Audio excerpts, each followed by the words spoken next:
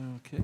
The committee, or I guess in this case the committees, will come to order. This hearing is a hearing of the Natural Resources and Foreign Affairs Committees. The Foreign Affairs Committee will take the lead with the first panel, and the Natural Resources Committee will take the lead with the second panel. Without objection, all members will have 5 days to submit statements, questions, and extraneous material for the record, subject to the length limitations and the rules of the respective committees. Chair Elliot Engel couldn't be here today, and he figured I'd done 23 years on the Foreign Affairs Committee, and I could probably handle this. We'll see if he's right or not. The purpose of this hearing is to provide members of both committees with a deeper sense of strategic importance of America's relationships in the Pacific region, particularly those with the freely associated states. The title of this hearing is the U.S.-Pacific Insular Relationships. America's legacy in the Pacific goes back well before World War II, but is best known for World War II, where my own father fought in some of the very islands we're talking about here. A failure to focus adequate resources and attention on this region in recent years has opened the door to other regional actors. Most obviously, China has taken a growing interest in the Pacific Islands. Further west in the Pacific, they're building some of their own islands. But our focus here is on islands created by God rather than man. Just last week, China pressured not one, but 2 Pacific Island states to change their diplomatic recognition from Taipei to Beijing, with the Solomon Islands and Kiribati switching their allegiance to Beijing. It's worth noting that 2 of the 4 Pacific Island states that still recognize Taiwan are freely associated states, namely the Marshall Islands and Palau. And the topic we're here to discuss today, of course, is the freely associated states, the Marshall Islands, Palau, and the Federated States of Micronesia. We share a very unique relationship with these 3 sovereign countries. The compacts we have with them serve as a foundation for our exceptionally close ties. FAS, or Federated citizens, have the right to live, work, and study in the United States without a visa. FAS citizens serve in the U.S. military at rates exceeding most of the states in the United States. The importance of Pacific Islands should never be understated. They control both strategically and economically an area considerably larger than the continental United States. And as our technology makes the oceans more important, these islands will become more and more important. We enjoy close coordination with all 3 governments in a number of areas, including counter-narcotics and illegal fishing. The Department of Education provides Pell Grants, the U.S. Postal Service provides domestic mail service, and the National Weather Service, Federal Aviation Administration, and FEMA also provide critical services. They are among our closest diplomatic allies at the United Nations and provide the United States with unfettered military access to their land, waterways, and airspace. In turn, the United States is responsible for the defense and security of the freely associated states. Suffice to say that the compacts create bonds between the United States and these 3 countries that are closer than we enjoy with any other sovereign nation. Despite these historic ties, we have heard from FAS leaders that all too often it seems the United States has drifted away. Too often our policy seems to be on autopilot. A good example of this was Congressional inaction on the last compact we signed with Palau. Although the compact was signed in 2010, Congress didn't get around to funding it until 2017. This clearly upsets the relationship, didn't actually save taxpayers any money, and the delay seems to reflect a lack of attention where attention is called for. The current compacts are scheduled to elapse in 2023, 2024. Furthermore, the trust funds we helped establish to provide for these countries' economic development have not performed as well as we would have expected. Accordingly, the freely associated states are not capable of making up for the shortfall when our financial support to these countries ends. To prevent a reoccurrence of what happened with Palau last time, we must get ahead of the issue, and that is one of the reasons we're holding this hearing, to get all of our colleagues in Congress to focus on the importance of the freely associated states. We are holding this hearing to solicit good ideas from this knowledgeable panel on how to strategically shape our engagement with the freely associated states and other partners in the region. The freely associated states should not have to choose between inattention from their long-term friends and the debt traps and other devices which would erode their sovereignty, which will no doubt be offered by China. We not only have the expertise of 2 panels of witnesses, we also have 3 Pacific Island delegates to the United States Congress participating in these hearings, people who live and represent the region and will also, through their questioning and comments, give us a substantial understanding of the area. I want to point out that we have created a Pacific Islands caucus co-chaired by Ed Case from Hawaii, myself, Ted Yoho, and Don Young, and this will also help focus the attention of Congress on this important region. With that, I'll recognize the acting ranking member from the Foreign Affairs Committee, Ms. Wagner, for her opening statement. I thank the Chairman very much, and I want to welcome our witnesses today and to thank them for their work in support of U.S.-Pacific insular relations. The ties between the United States and our partners in the Pacific are of immense strategic importance, and I'm glad that the House Committee on Foreign Affairs and Natural Resources have the opportunity to highlight this as we draw closer to the renegotiation of our compacts of free association with the Federated States of Micronesia, the Republic of the Marshall Islands, and Palau. Strong relations with Pacific Island nations are the backbone of U.S. security in the Indo-Pacific and have been since before the Second World War. And for decades, Micronesia, the Marshall Islands, and Palau have played a central role in developing U.S. capabilities and extending our ability to protect sovereignty, rule of law, and freedom of navigation in the Indo-Pacific. Increasingly, the Pacific Islands are on the front lines of Sino-U.S. rivalry.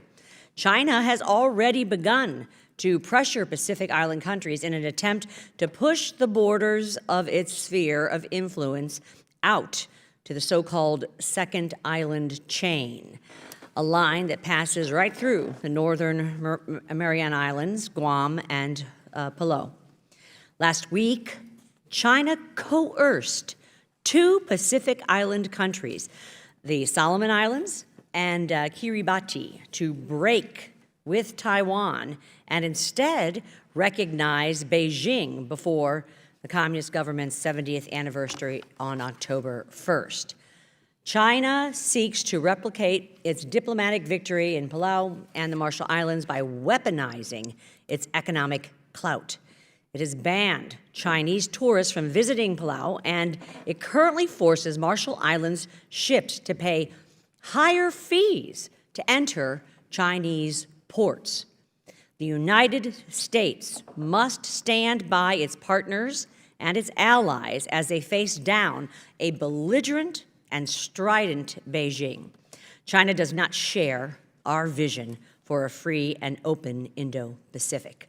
It seeks to intimidate, entrap, and coerce the countries with which it works into increasing China's prestige and furthering its own agenda.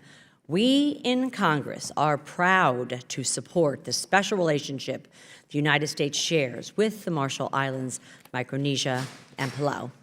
The United States must continue to stand together with the freely associated states in defense of our common interests. I want to thank, again, Chairman, for organizing this hearing. It's wonderful to have representatives from our Pacific Islands here and to be teaming up with natural resources as we delve into this. I yield back the balance of my time, Mr. Chairman. Thank you. It's my understanding that the gentleman from Arizona has asked that his opening statement time be used by my friend Kilili from the Northern Marianas Islands. The gentleman from the Northern Marianas Islands is recognized. Thank you very much. I thank my colleague for yielding to me. I quote today's hearing, believing the time has come to begin defining a new era for the United States' relationship with some of our closest allies, the freely associated states of the Republic of Palau, the Republic of the Marshall Islands, and the Federated States of Micronesia. And in so doing, I also hope to signal to the Pacific region writ large that the United States remains committed, more than ever committed, to this part of the world. The United States political history with the freely associated states began at the end of World War II. The United Nations Security Council entrusted us to administer these former colonies on behalf of the international community. We were charged with fostering the development of their political institutions and promoting their economic, social, and educational advancement. Speaking as someone who grew up at this time in the Marianas, in Micronesia, in the trust territory of the Pacific Islands, which has also been entrusted to the U.S., little was done at first to fulfill these responsibilities. Only after the Cold War was in full swing did concern grow that a lack of commitment to political and economic development might jeopardize long-term U.S. security interests in the Pacific. And because of that concern, the U.S. significantly increased assistance. In fact, the U.S. built such a strong bond that Palau, the Marshall Islands, and the Federated States of Micronesia all chose to become freely associated, and the people of my home voted to make the Marianas Islands an actual part of the United States and chose to become United States citizens. Perhaps the United States forgot the lesson in the 1970s, because today we're facing a similar dilemma. Instead of combating Cold War concerns, however, today's challenges are coming from other Pacific powers who want a realignment of allegiances in their favor. And the U.S. neglect of our relationship with Palau and the Marshall Islands and the Federated States of Micronesia could well be encouraging these friends to turn elsewhere. In the more than 30 years since the Compacts of Free Association were entered with these three island nations, the United States has provided more than $4 billion in direct financial assistance. We have established 3 trust funds, the earning of which we had hoped would eventually substitute for this aid. Today's hearing will begin weighing this U.S. assistance to these friends against the growing influence of other powers in the region. So we must ask ourselves whether we're doing enough in return for the military and defense rights the freely associated states has given us, including the right of strategic denial to block or restrict military access by third countries. While the U.S. has hoped to see a certain level of economic growth through their targeted financial support, we must be honest, growth has not been what we had hoped.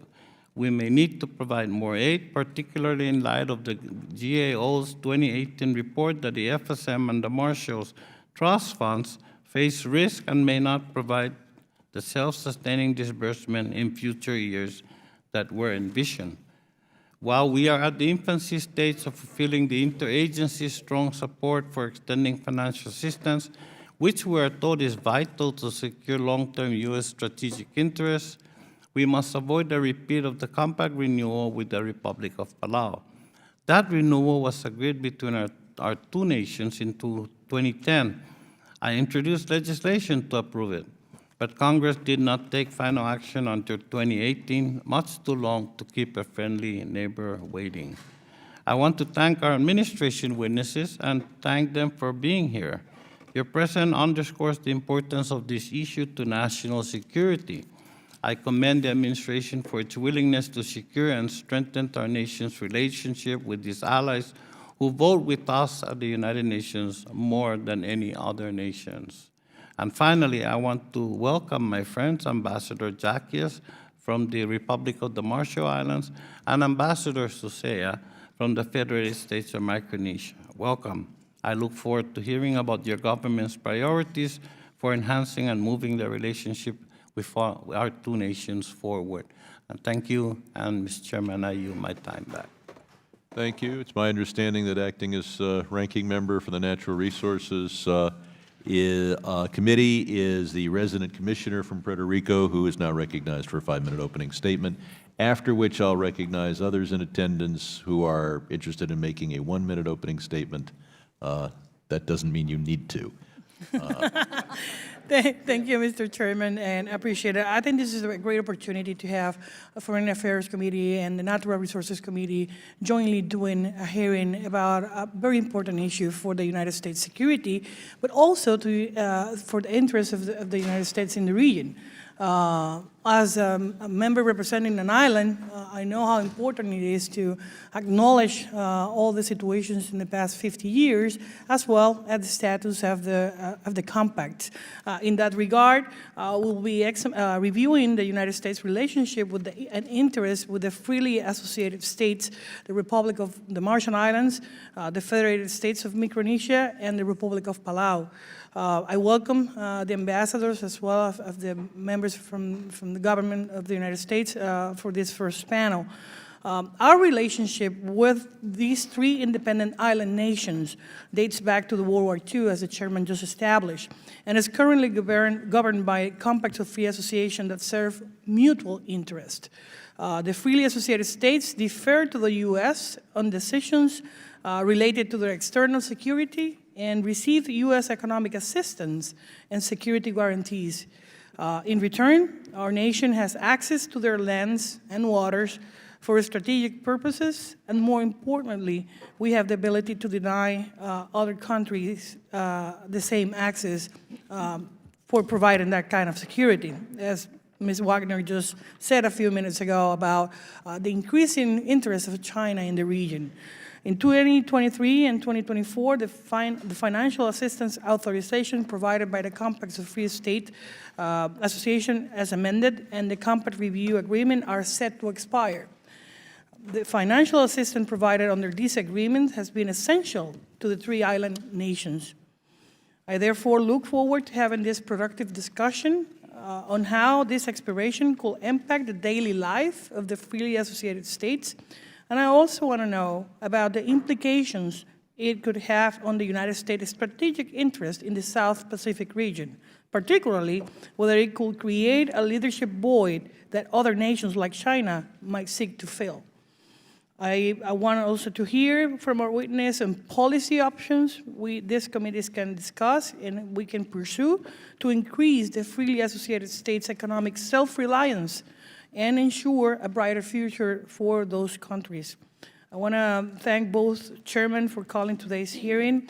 And after having, for the first time, a joint meeting with the President of the United States in May of this year from the 3 independent states, I think it's the first time that happened.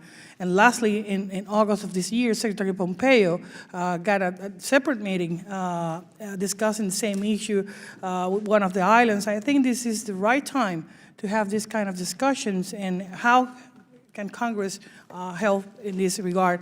I want to recognize Ms. Amata Radegwagan from the American Samoa Island, which is part of the Natural Resources Committee in the House, that is part of this delegation as well, representing actually the Pacific Islands. With that, I'll give back the balance of the time. Thank you. I'll see if anyone needs, yes, the gentleman from Guam is recognized. Thank you, Mr. Chairman. I'm deeply grateful for this joint hearing that we're going to be conducting here today for the purposes of really getting to the bottom of our relationship with the Compact of Free Association and those states that are so associated. It's important for us in the context of today's hearing to remember that the reputation of the United States as an administering power is no better represented than in our U.S. territories, our tribal nations, and our freely associated allies. And this relationship is wholly responsible for establishing our reputation on the world stage. No matter how much we go out diplomatically to try and talk about whether or not the United States is a good partner or a good ally, it is entirely reflected in whether or not our territories, our tribal nations, and our freely associated allies are succeeding or failing. And the success or failure of these administered areas rests largely with the Department of Interior. And so, Mr. Chairman, I'm very grateful for this hearing so that we can discuss the success, particularly of our freely associated allies, and the administering responsibilities of the Department of Interior, because the soft power implications of our ability to get this right has direct relations to our hard power responsibilities in maintaining peace and security throughout the globe. Mr. Chairman, I yield back. Thank you. I understand the gentlelady from American Samoa would seek recognition. Recognized for 1 minute. Talofa lava. Thank you, Mr. Chairman, Chairman Sherman, Chairman Sablan, and Ranking Members Wagner and Gonzalez-Colon for holding this joint hearing on this very important issue. And thank you to the witnesses for taking time out of your busy schedules and coming here to testify. Special greetings to Ambassadors Zacchaeus and Susaya Nikpula. The freely associated states are near and dear to my heart. Whenever I have the opportunity to visit any of these island countries, it feels like I'm being welcomed home. In fact, I actually did have the privilege of living in the Marshall Islands for a number of years. The freely associated states are arguably our most important allies in the Pacific.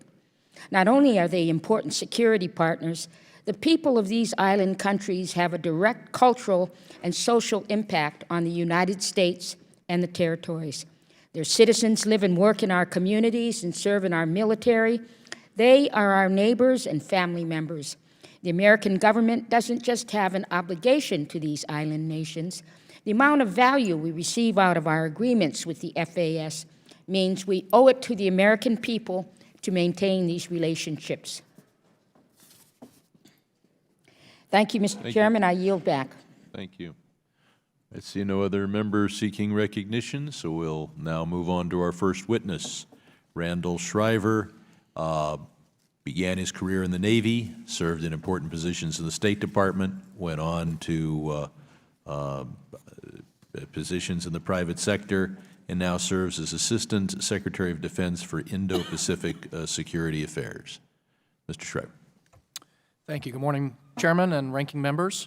Appreciate the opportunity to be here today to talk about these important relationships with the freely associated states.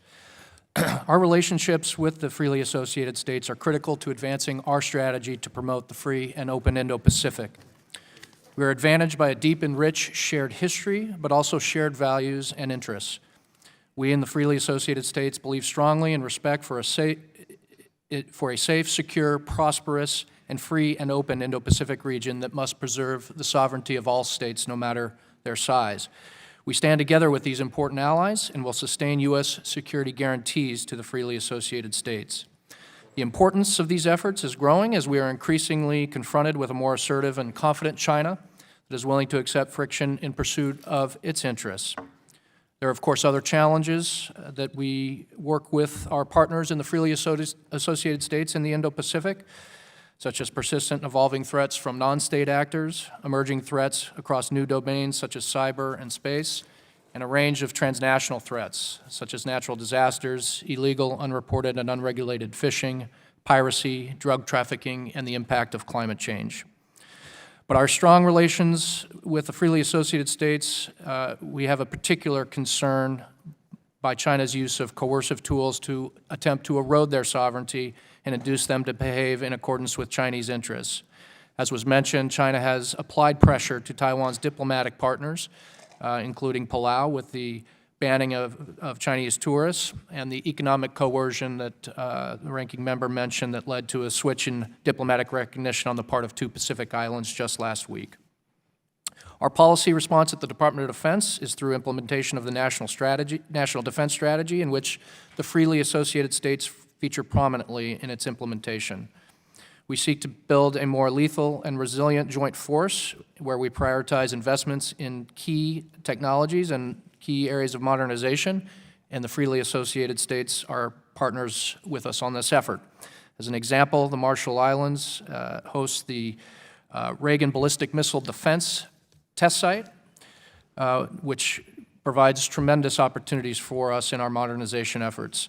The site enables cutting-edge U.S. Army and Air Force space and missile defense research and is leading to advanced technologies such as hypersonic test programs and the development of advanced surveillance systems.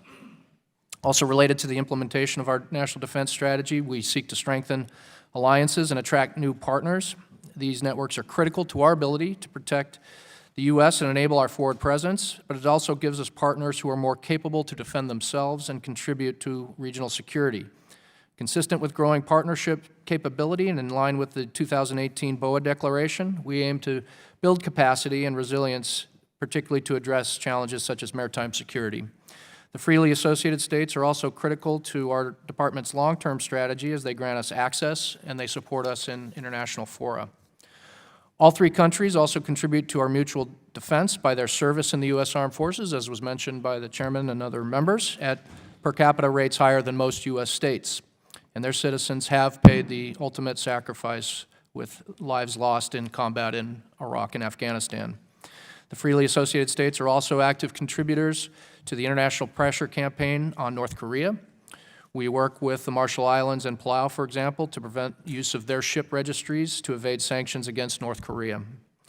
In Palau, the United States is working to provide radar equipment and technical support critical to improving maritime domain awareness, including air and surface awareness in the South and East China Seas. The radar will enhance our ability to compete with China in the region and will enable Palau to understand what's happening in its own sovereign territorial waters. To conclude, we are part of a whole-of-government engagement strategy in the Oceania region, and we're engaging in important ways. We've conducted an unprecedented number of DoD senior-level visits to the region in the last year and a half. We're also stepping up our work with like-minded allies and partners, such as Australia, New Zealand, France, and Japan, to protect the sovereignty and maritime rights of the Pacific Islands. Going forward, we also recognize that compact guarantees and obligations are critical in the context of competing effectively with China, as Beijing is actively targeting this region in an effort to expand its own influence.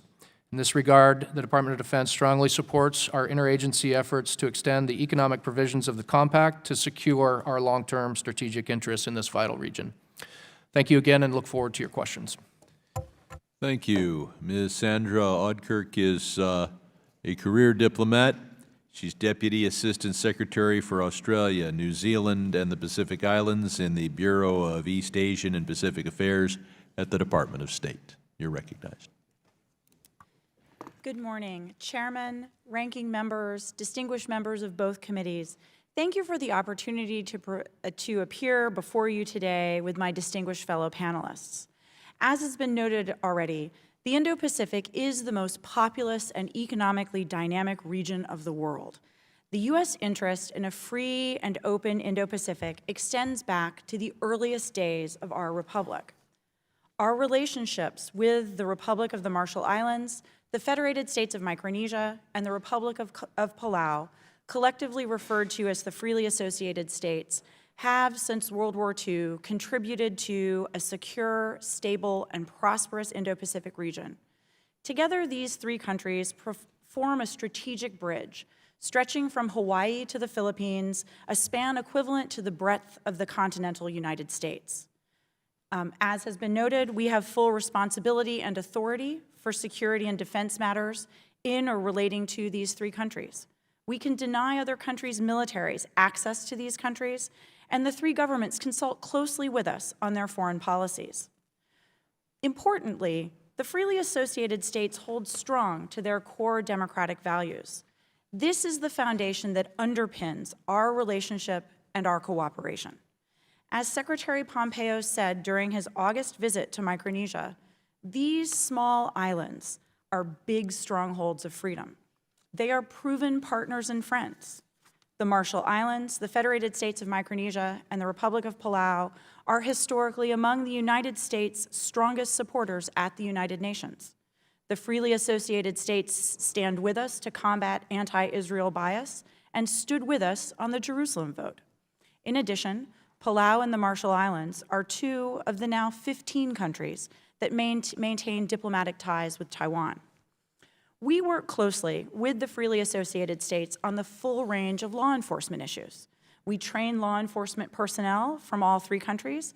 We conduct joint maritime law enforcement patrols, and we cooperate on law enforcement investigations. Eligible citizens of all 3 countries can and do travel without visas to live, work, and study in the United States. Citizens of the freely associated states serve in the U.S. Armed Forces at rates higher than most U.S. states, and 18 service members have lost their lives in combat since World War II. The United States must continue to deepen our engagement with the freely associated states, especially now, at a time of increased competition from China, Russia, and other countries who seek to exert greater influence in the Pacific region. Our compact relationships do not have an end date. However, the scheduled end of U.S. economic assistance is rapidly approaching, and now is not the time to leave these small, sovereign partner nations open to the predations of larger countries. For example, China has significantly increased its engagement with the Pacific Islands over the past decade. China has provided $1.8 billion in economic assistance to the Pacific Islands since 2006, now putting it third in terms of donations, behind Australia at $7.7 billion, and the United States at 1.9.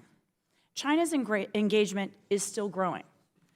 Against this backdrop of growing competition, there is uncertainty across the Pacific about the United States' willingness and ability to sustain the robust bilateral presence that has contributed to peace, stability, and prosperity in the region.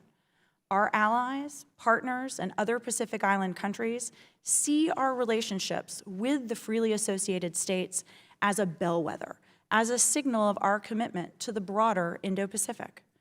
On August 5th, during the first visit by a Secretary of State to the Federated States of Micronesia, Secretary Pompeo announced that the United States will begin consultations on certain provisions of our respective compacts of free association with each country. We are coordinating closely across the interagency to evaluate our options. These agreements are complex. They require a thoughtful approach with extensive consultations to make sure that we get them right. An interagency group will travel to all 3 countries in October to better understand the needs and perspectives of each of the 3 countries. We are committed to working collaboratively with Congress to explore ways in which we might further strengthen our relationship with the freely associated states. Chairman Sherman, Chairman Sablan, Chairman Grijalva, ranking members Wagner and Gonzalez-Colon, distinguished members of the committee, thank you again for the opportunity to appear before you today. We look forward to working closely with you and your colleagues in Congress to ensure that the United States can effectively secure U.S. interests in the Indo-Pacific. Thank you. We have with us the executive branch's liaison with the freely associated states. He is Nicolau Pula, the Director of the Office of Insular Affairs at the Department of the Interior, and he is recognized for 5 minutes. Thank you, Mr. Chairman, ranking members of the committees, and the distinguished members of both committees. Thank you for the opportunity to testify before your committees this morning. I am Nick Pula, Director of the Office of Insular Affairs at the Department of Interior. Having traveled to each of these countries multiple times, I can assure you that the Federated States of Micronesia, the Republic of the Marshall Islands, and the Republic of Palau share a unique and special relationship with the United States. My colleagues at the Departments of State and Defense discussed diplomatic and military importance of our relationship with these freely associated states. I will focus on the financial assistance provided by Congress through Interior. The Department has partnered with the people of the former trust territory of the Pacific Islands since 1951, when the Navy transferred civil administration to Interior. Given our historic role, Congress determined then that compact funding would flow through Interior. That continues today. No other independent nation with diplomatic and military relationships with the United States also has a relationship with the Department of Interior. This can be attributed to the unique and special history that we have shared and continue to share going forward. This compact framework has successfully ended their trusteeship status and restored stable, sovereign, and democratic self-governance to the freely associated states, while providing the United States with continued access to this strategic region. The compacts allow their citizens entry into the United States visa-free as legal non-immigrants to live, work, and study here. Many families and individuals now live in the United States and also serve in the United States Armed Forces, adding to the growing American Pacific Islander diaspora, another source of strength to the United States' relationship with the freely associated states. Through Interior alone, the U.S. has provided the FSM and RMI approximately $3 billion in financial assistance over the last 15 years, from FY 2004 to 2019. From 1994 to 2009, Palau benefited from U.S. financial assistance totaling approximately $560 million. And under the 2010 Palau Compact Review Agreement, passed by the Congress last year, an additional total of $229 million was made available to Palau. The financial assistance included in the compacts for the FSM and the RMI has primarily supported the delivery of health and education services, infrastructure, development such as hospitals, health centers, roads, utilities, and schools. The compacts have also established trust funds for the FSM and the RMI to provide an additional source of funding when annual grants funding eventually ceases in 2023. The U.S. compact relationship with Palau is different but similar. Financial assistance to Palau supports government operations, infrastructure projects, and a trust fund. Neither the United States nor the freely associated states intended for any of the compact agreements to underwrite the entire economies or the full operations of each country. Rather, the compacts were intended to provide an economic springboard, making available the resources to allow the FSM, RMI, and Palau to improve essential government services and infrastructure while they reform the business climate, fiscal policies, and their capacity to govern. The Joint Economic Management Committees with the FSM and RMI, both established under the Compact Law, provide an opportunity for annual bilateral discussions on financial assistance issues and serve as additional accountability mechanism. Compact grant assistance and payments to the trust funds for the FSM and RMI expire in 2023 and for Palau in 2024. As currently structured post-2023-24, the trust funds provide a transition away from direct U.S. grant assistance and towards economic self-sufficiency. At the end of FY 2018, the balance of the FSM Trust Fund was $636 million, RMI's was $402, and Palau's was $286 million. However, while the trust funds have grown and performed well, there are legitimate concerns about the expected distributions after 2023 and 24. If funding under the compact is not extended after 23 and 24, or the trust funds are not bolstered, the FSM, RMI, and Palau are all likely to experience significant economic shock with detrimental disruptions to health, education, and government operations. The stability and balance of our relationship in this region that we have engendered thus far may suffer. Thank you, and I'm happy to answer any questions. Thank you for your testimony. David Gutnick is the Director of International Affairs and Trade at the U.S. Government Accountability Office. He also leads the department's work on the compacts of free association. Dr. Gutnick. Thank you, Mr. Chairman. Chairman, ranking members, and members of the committee, thank you for the opportunity to participate in this hearing. I'm going to focus in some detail on the economic assistance to the Republic of the Marshall Islands and Federated States of Micronesia introduced by my colleague, Mr. Pula. Under the amended compacts with Micronesia and the Marshall Islands, sector grants and special education grants, known as the SEG, are scheduled to end and trust fund disbursements to begin in 2023. In my remarks today, I'll focus on two key issues associated with this transition. First, the extent to which the two countries currently rely on U.S. support, and second, the status of their trust funds. First, on reliance on U.S. assistance. the sector grants in the SEG continue to support a substantial portion of government resources in both countries. In the FSM, these grants were roughly 1/3 of all government expenditures in 2016, and nearly 1/2 of their expenditures if you add in other U.S. programs and services, which I'll get to in a moment. In the FSM, the reliance on these grants varies considerably by state. Chuk State, with the largest population and the lowest per capita GDP, is the most reliant on these grants. There, these grants support about 85% of the health sector and 95% of the educational system. The Marshall Islands is somewhat less reliant on these grants. Overall, they support about 1/4 of government expenditures, yet they represented about 1/3 of the health sector and 2/3 of the educational system. Both countries are also facing a transition in the availability of U.S. programs and services provided for by the compacts and their implementing legislation. After 2023, some of these programs and services are set to continue and some are not. So, for example, based on current U.S. law and the assessment of agency officials, FEMA funding for disaster relief and the services of the U.S. Postal Services will no longer be available. Likewise, the FDIC will no longer have the authority to ensure deposits in the Bank of Micronesia. Other programs and services, such as the FAA's civil aviation and USAID's disaster response, may continue under other authorities.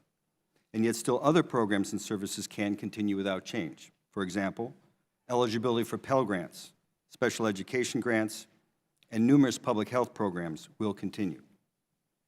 There's an addendum to my written statement which provides an analysis of the status of most U.S. programs after 2023, and I think it's a useful reference on this complex topic. Regarding the trust funds, at GAO we recently ran 10,000 simulations of the trust funds under a range of scenarios. We found that under their current structure, the trust funds are unlikely to consistently provide annual disbursements at the level of sector grants and may provide no disbursements at all in some years. These risks increase significantly over time. So, for example, in our analysis, the FSM faces a 40% likelihood of zero disbursements in 1 or more years in the first decade after 2023. It's a greater than 90% risk if you run that analysis out 40 years. For the RMI, the risks are somewhat lower. It's 15% in the first decade, yet more than 50% over 40 years. These results are entirely consistent with those of the Asian Development Bank and analysis funded by Interior. These risks have been known for some time, and there have been proposals to mitigate these shortfalls. A number of these proposals rely on changing the constraints on disbursement built into the trust fund agreements. However, absent a reduction in planned disbursements or an increase in contributions, these changes in and of themselves do not resolve the shortfall in the trust fund balances. Additionally, some of these proposals represent changes in the trust fund agreements, and on the U.S. side, this would require implementing legislation. Finally, migration under the compacts is set to continue after 2023. The most recent enumeration shows roughly 38,000 compact citizens residing in Hawaii, Guam, and the Mariana Islands. Compact nation citizens have been recruited by U.S. firms, and migrant communities in the continental U.S. are growing, and in many cases, quite successfully. GAO has and will continue to provide information on the demographics of compact migration and insight on the key issues faced by migrants and the affected jurisdiction. Chairman, ranking members, members of the committee, this completes my remarks. I'm happy to answer your questions. Thank you. We'll now go to recognizing members. Rather than recognizing myself, I will recognize the chair of the full committee, Mr. Engel.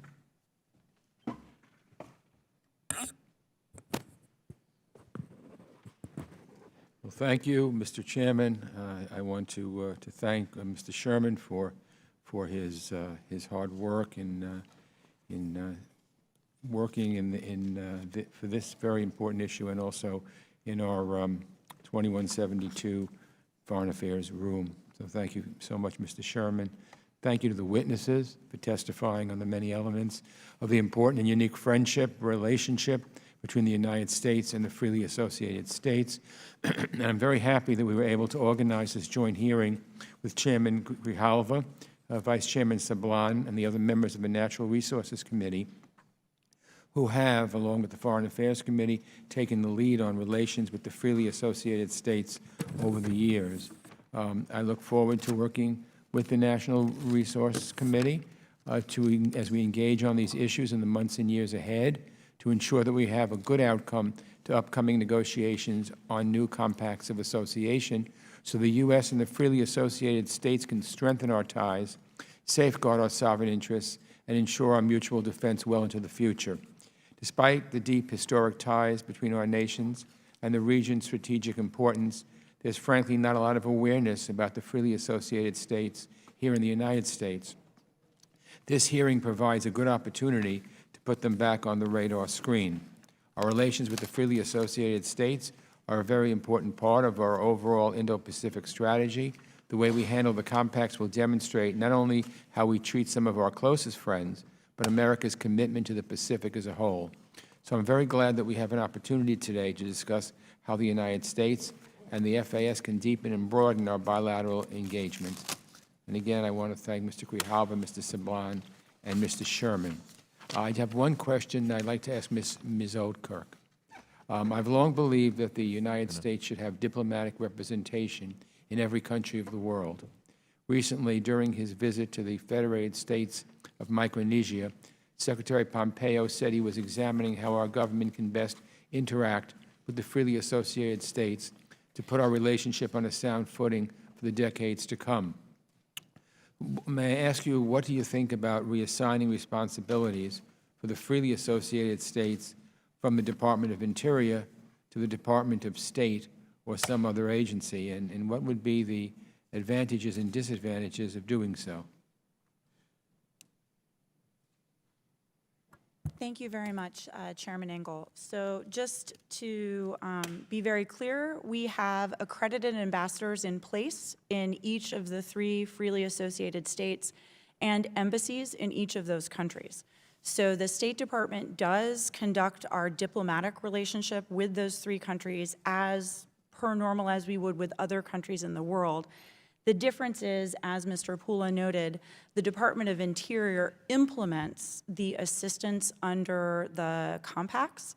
So I think we believe we have a good arrangement, a good division of labor here. And additionally, Mr. Gutnick described many of the domestic programs that are made available to the freely associated states, from the post office to the weather service. And that's also additional and somewhat unique, but the diplomatic and foreign affairs relationship is conducted by the State Department. Well, how many State Department officers are assigned to U.S. embassies in Koror, Colonia, and Majuro, and are these resources sufficient to achieve U.S. interests and goals? If I may, sir, I will take that question back and give you a precise answer. I think that we believe that we are doing a good job. We are in the process of augmenting staff in many of our Pacific embassies, not just in the freely associated states. But I will get back to you with a precise number on the breakdown of the representatives country by country. All right. Thank you very much, and thanks to all our witnesses for testifying today. Thank you. Thank you. The gentlelady from Missouri is recognized. I thank the chairman very much. Ms. Oudkirk, is that correct? As I asked Assistant Secretary Stilwell last week before the Asia-Pacific Subcommittee, have you considered traveling to Taipei in accordance with the Taiwan Travel Act to demonstrate America's support for Taiwan in the wake of the Solomon Islands and Kiribati's decision to break with Taiwan? I am traveling to Taiwan in 2 weeks. I am the U.S. senior official for APEC, so in my APEC capacity, I will be traveling to Taiwan to consult with them on APEC-related issues. Much better answer than I Hallelujah. received last week. Yes, and the chairman concurs. That's wonderful, and I'm so pleased that you're going to do that. We need to make a strong statement about this, and I believe that Assistant Secretary Shriver underscored that also in his testimony. We cannot have China bullying our friends and allies in the region, and it's very important that Taiwan understands how important strategically in trade-wise, in our values and support that we have for them. So I'm very, very pleased to hear that. Would the gentlelady yield just for 1 second? Absolutely. I just want to associate myself with her remarks. I'm the co-chair of the Taiwan Caucus, and on both sides of the aisle, I think what you just expresses our views as well. I thank my friend. Absolutely, and I just love it when we have these wonderful bipartisan moments of agreement. So, Ms. Albuquerque, what steps will the Trump administration take to make sure that support for Taiwan among the Marshall Islands and Palau, the freely associated states that recognize Taipei's sovereignty, make sure that does not erode further? So thank you very much, Congressman Wagner. Taiwan is a democratic success story. It's a reliable partner. It's a force for good in the world. The United States will continue, and this administration will continue to support Taiwan, especially as it seeks to expand its already significant contributions to addressing global challenges, and in particular, its support to its diplomatic partners in the Pacific, including the Republic of the Marshall Islands and Palau. We believe that China's active campaign to alter the cross-strait status quo, including by enticing countries to discontinue their diplomatic ties with Taiwan, are harmful. This effort undermines regional stability. It undermines a framework that has been established for decades and that has enabled peace, stability, and development across the Indo-Pacific. Thank you. I very much appreciate your testimony for the record, and I think that it is a very good setup for your trip in 2 weeks to Taiwan. I look forward to an outread on that. I think many on the committee do, and we hope that you'll come back and visit with us about that. Assistant Secretary Shriver, can you explain how the freely associated states fit into our defense posture in the Pacific, a little more broadly? Thank you. They are very important partners across a range of activities, as I mentioned in the testimony, the research and development, the security cooperation on issues like North Korea. With respect to posture in particular, they provide opportunities for logistics support. If you look at the distances from Hawaii to Guam and through other areas of the Indo-Pacific, there are nodes there that are helpful in logistics support, and certainly in the case of a conflict, they would be absolutely critical. They provide access for training, such as Pacific Partnership. There are possibilities of future facilities, but no decisions have been made at this point to build out further other than in the areas I mentioned. If the U.S. Department of Defense no longer has the right of denial over foreign military activity in the freely associated states, how would that affect U.S. national security? We would be greatly concerned, particularly if the absence of that right of denial then led to a more permissive environment for access to certain actors. In particular, we'd be concerned about Chinese access there.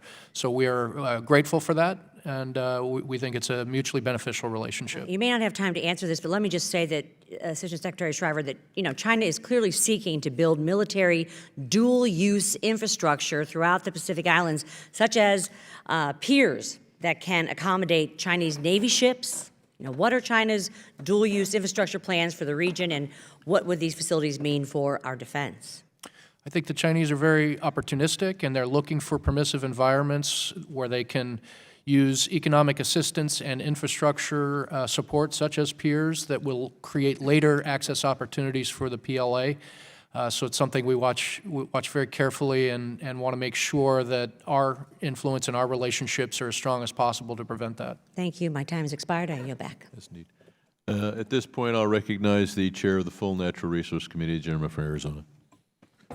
Thank you, Mr. Chairman, and thank you for the hearing and for the work of our respective staffs on both committees and for putting this together to the witnesses, of course. Dr. Gooddick, the situation with the trust fund and the predictions in terms of its viability going forward. Absent any real change, any readjustment, any renegotiation, the scenario you laid out, maybe you can repeat that part of it again? Sure. Well, the trust funds were established with the intent of preserving the corpus, the body of the trust fund. And that was the focus at the time they were set up. There are 3 separate accounts: the corpus, a disbursement account, and a rainy day fund, if you will. And rules that govern funds being shifted between those funds and funds that are available for disbursement.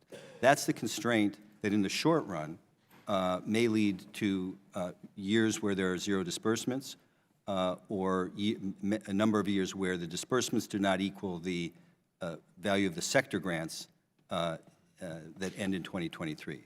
Now, there was no specific provision that the trust funds would meet the value of the sector grants, but that is kind of a benchmark that a number of people have used. That's perhaps an expectation at some point that it would meet the benchmark, but it's not part of the agreement?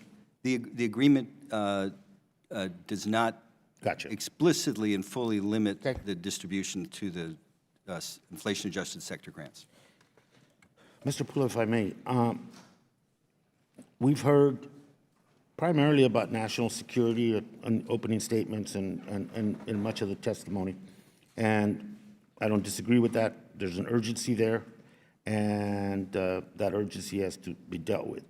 But since 1951, when Interior assumed the responsibility, and the Interior and the Resources Committee assumed the responsibility of that jurisdiction, we talk security has been part of the issue.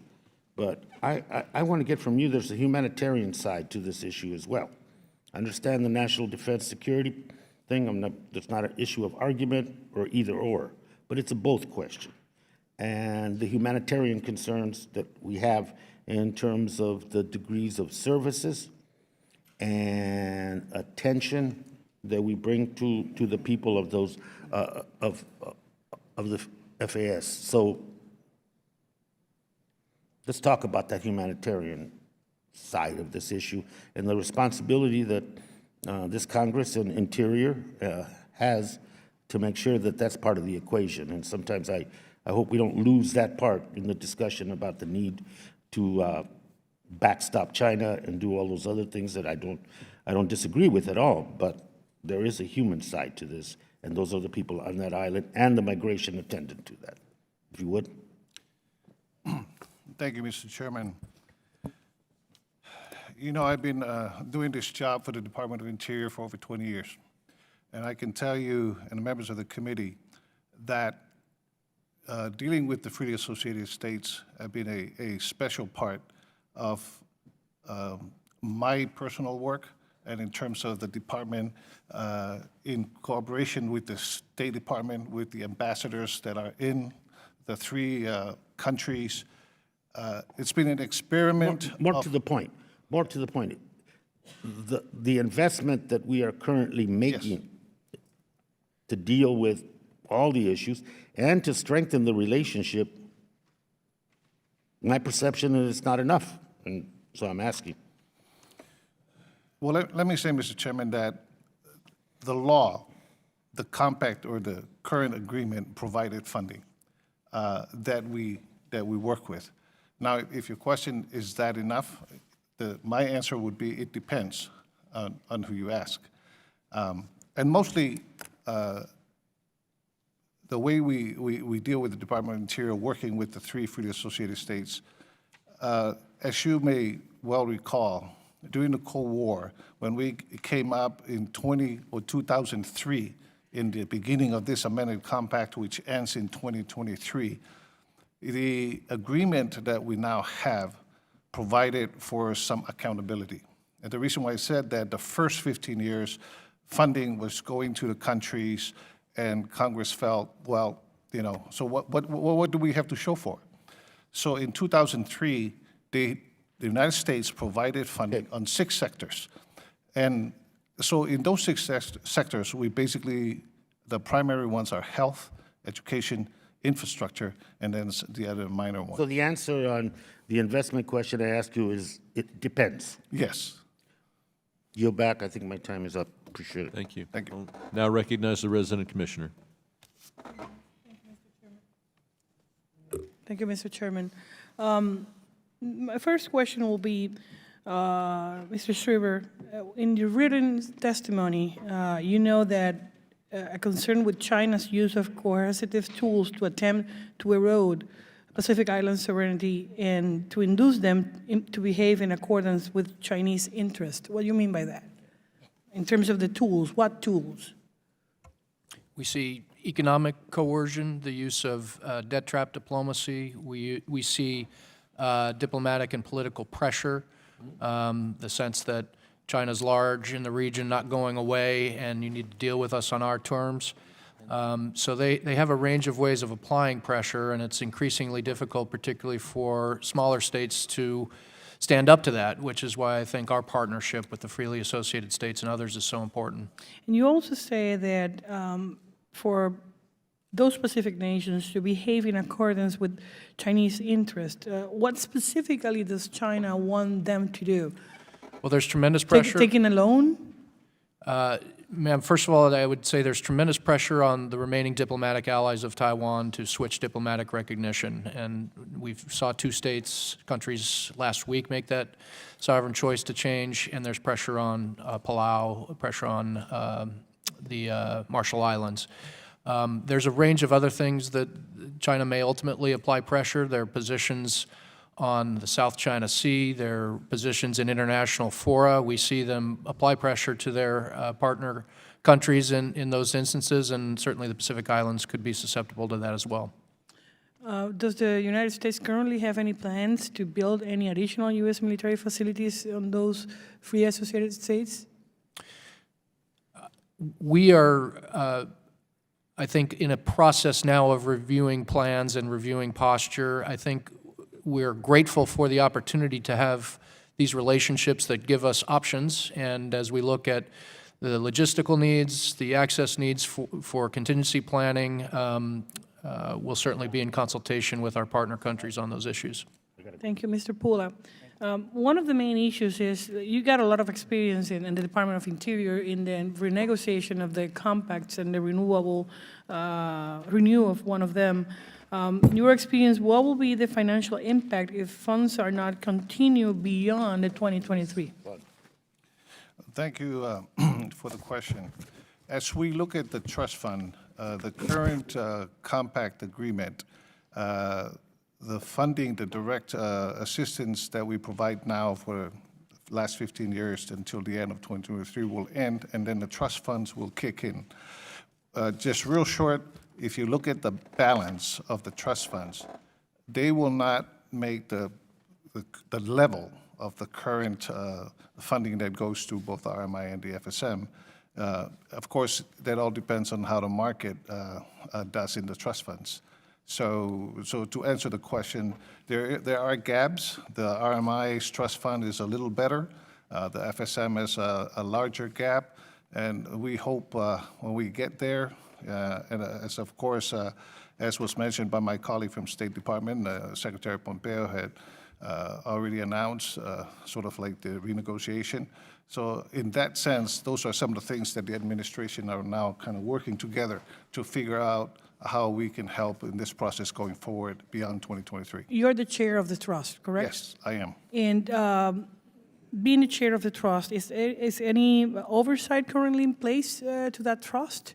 Any review of the processes there that you can share with us?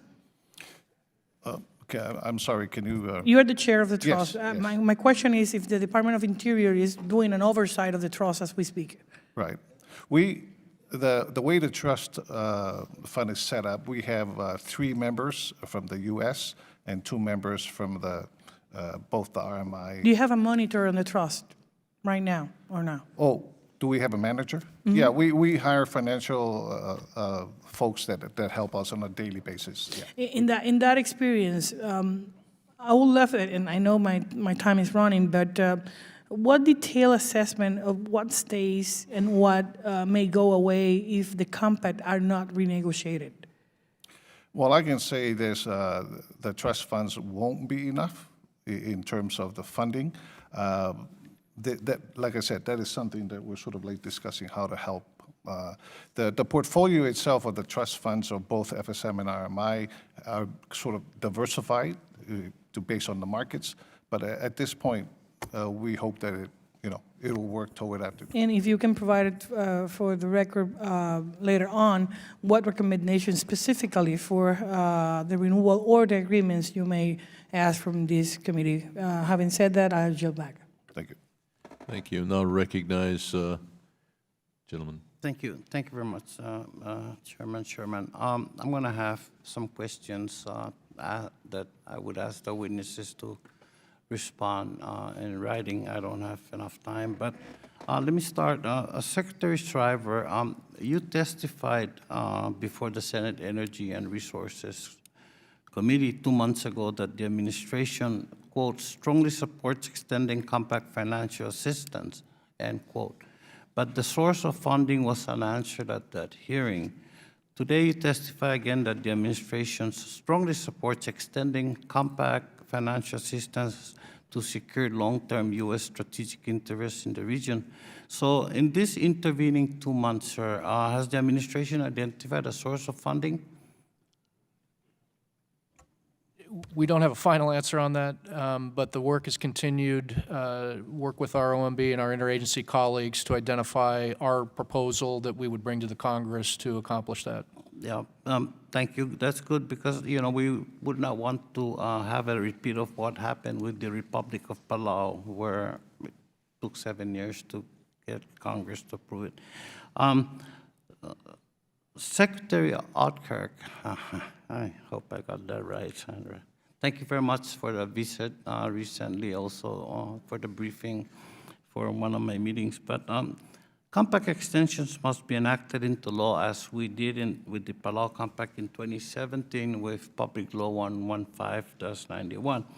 That implies getting congressional buy-in as the compacts are negotiated. Do you agree? Yes, sir. So Secretary Pompeo has announced that negotiations are beginning with the Federated States of Micronesia. I hope we can count on the administration to cooperate and communicate fully with the committees as these negotiations progress. May I have your commitment to do that? Yes, sir. And just to clarify, we have begun consultations. We do not yet have a negotiating mandate. Thank you. And I know you have a lot on your plate, so any idea who will be conducting these negotiations? And I ask this question because the Palau Compact extension was handled by a State Department career officer, whereas the previous FSM and Marshall's negotiations were handled by special representatives of the President. And this is important because the negotiator must be able to get commitments from other federal agencies like the Postal Service, FEMA, FAA, FDIC. The negotiator has to have clout and must be able to speak for the President, right? Yes, sir. So right now we are looking.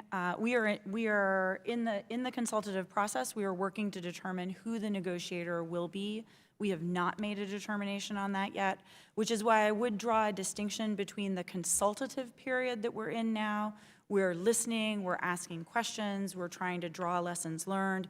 We are not actively negotiating the extension. But within that lines, I was just making a suggestion. I hope you take that into consideration. A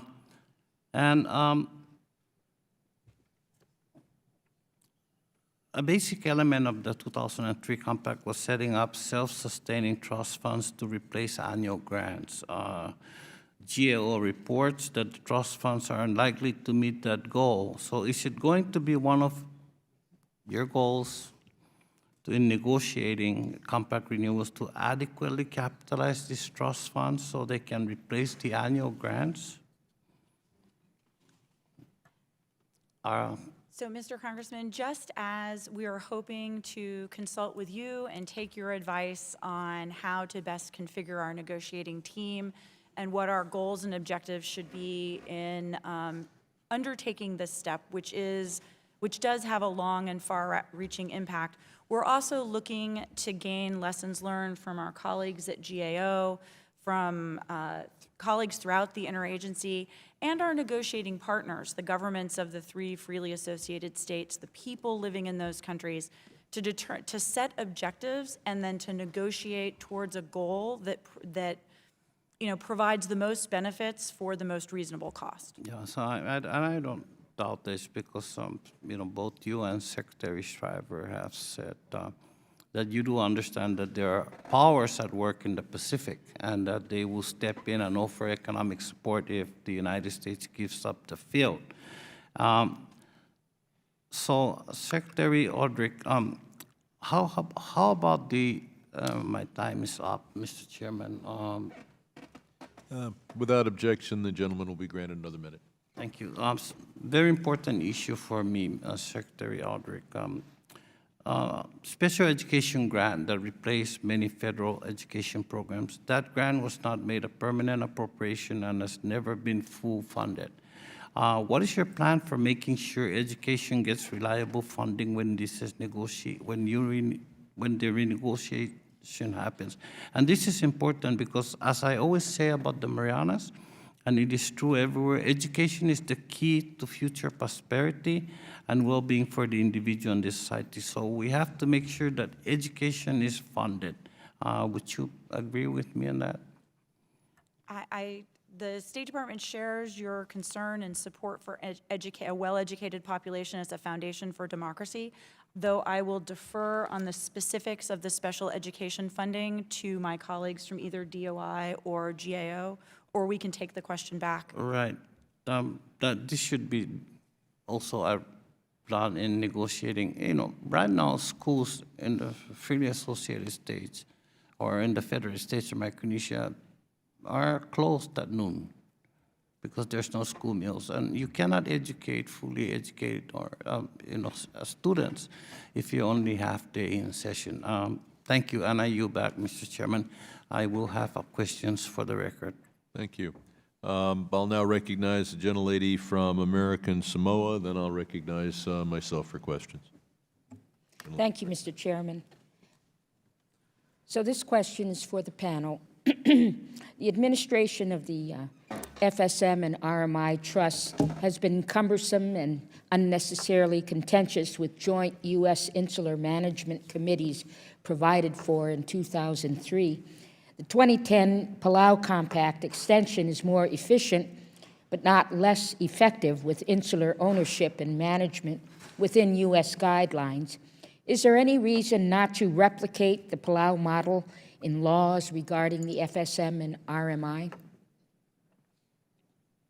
Secretary Shriver. With your permission, I'll defer to my colleagues who have more direct responsibilities for those matters. All right, I'll take it. The Palau model is a sinking fund, their trust fund. So it basically kind of ends. The RMI and the FSM model that kicks in after 2023 is hopeful. And I want to emphasize and underline that to be a perpetuity kind of fund. As a matter of fact, I have heard, of course, I could never confirm that Palau is kind of interested in looking at the models of FSM and RMI in that extent. So right now, the way that the trust funds for the FSM and RMI is set up, once the funding is kicked up, we still, the committees, both trust fund committees in both countries still have to make some decision based on the current law. And some of the changes, I think that the countries would like to do in order to help moving forward after 2023 is part of some of the discussions that we're going to be having with the countries as we move forward. Secretary Shriver, the RMI is home to the Ronald Reagan Ballistic Missile Defense Test Site on Kwajalein Atoll. When Army General Martin Dempsey, former chairman of the Joint Chiefs of Staff, visited the area, he called Kwajalein the world's premier range and test site for intercontinental ballistic missiles and space operations support, and noted that, quote, "There are a lot of things we do here because of where we're located that we can't do anywhere else in the world." Could you please describe the importance of Kwajalein to the United States? It's critically important, and I would certainly associate myself with General Dempsey's comment. It has the unique features of that access, but also its geographic location, which does make it ideal for the ballistic missile defense testing if you want to simulate trajectories and where our interceptors would be fired from. It's absolutely ideal. There are other research and development projects that are conducted there, and I mentioned in my opening remarks the work on hypersonics, and there are a number of tests coming up. So it remains a critical facility, which we highly value. Thank you, Mr. Chairman. I yield back. Thank you. Mr. Assistant Secretary, as Ms. Oudkirk testified, we have the right to exclude military action from other states, but they can just call it space or call it something else and say it's not military. China had its space tracking station looking at our missile tests. Do we anticipate China trying to reestablish such a space tracking station, and should we be concerned? I haven't seen any specific reporting about future intentions, although their ambitions in the space area are quite robust, so I think it's... But do you think, you know, we do missile testing in the area? Yeah. Is the Department of Defense concerned having the Chinese monitor that from the Marshall, you know, from this territory, the Marshall Islands? Certainly, any place where they can advantage themselves for that kind of collection, we would be concerned. So they can do a better job of monitoring than they could from just sending a ship there? Does having a land base enhance their ability? Potentially. There are technical details. So please take a look at that. Yep. We've talked a lot about the need to fund our efforts. The biggest pot of money is the defense budget. It is much hard. It is, on the one hand, the current system we have has a lot to speak for it, but if it's just about a matter of getting the money, and I'm not talking about changing who does the work, what's this, could the Pentagon support the idea that the cost of the freely associated state compacts, et cetera, come in the defense budget? We're engaged in that discussion internally. I think there are some questions about the expertise for programs such as education and health that we don't have. Trust me, you'll give the money over to Mr. Pula. Yeah. Of course, we have a number of programs that do benefit directly the local population. I mentioned the radar facilities in Palau. So I'm not talking about who spends the money. I'm talking about getting the money for this important services. So I mean, just by way of side, do you know that I think the biggest funding for breast cancer research is in the military budget? If you want to do something good for the country or the world, you put it in the military budget. So I hope that you'd continue to pursue the idea that the money would be in the military budget, but it would immediately be transferred to state for what they're doing, to interior for what they're doing, and of course for what you're doing. This is too important to our national defense to say, well, it was a good idea for our national defense, but we couldn't find any money in the interior budget, so we didn't do it. Ms. Oudkirk, cryptocurrency is something that the Marshall Islands is looking at. I had a chance to talk last May with President Hina and urge her not to go down that road. I serve on the Financial Services Committee. Our chair has echoed the words of President Trump that this is a very bad road to go down. What is the State Department doing to discourage the Marshall Islands from adopting what is being called a sovereign cryptocurrency? Sir, with your permission, I will take that question back. Okay, but if you look at the policy of the government, both on the Democratic side and the president, this is a huge risk to our national security. As important as what the Defense Department does, a lot of our power comes not from his ships, but from our ability to control the world financial payment system. Our sanctions, for example, rest on that, and you should not allow something under an entity that you're coordinating with to undermine that without making it a major concern. Yes, sir, completely understood. It's also a very technical issue and one where the Treasury It's Department... not that technical. You just say it's critical to the United States that the Marshall Islands not go down the road of a sovereign cryptocurrency. We do a lot for you. We're going to do more, especially when we put it in the Defense Department budget. Please don't do this.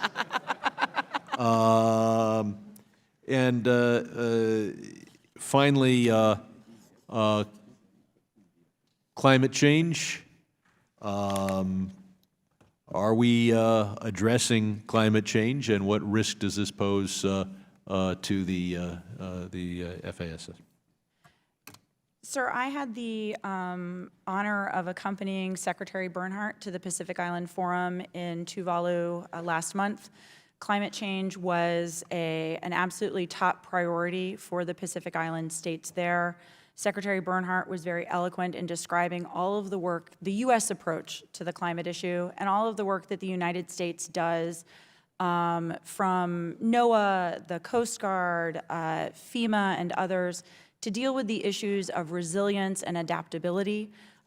This is an issue that is of absolute importance to our partners in the Pacific, and it's important that we engage with them and explain our approach and the many things and the many programs that we have across the region to work on adaptation and resilience and handling extreme weather, making weather predictions, et cetera. My time's expiring. I'll simply say that if we emitted less carbon and less methane, perhaps that would help as well.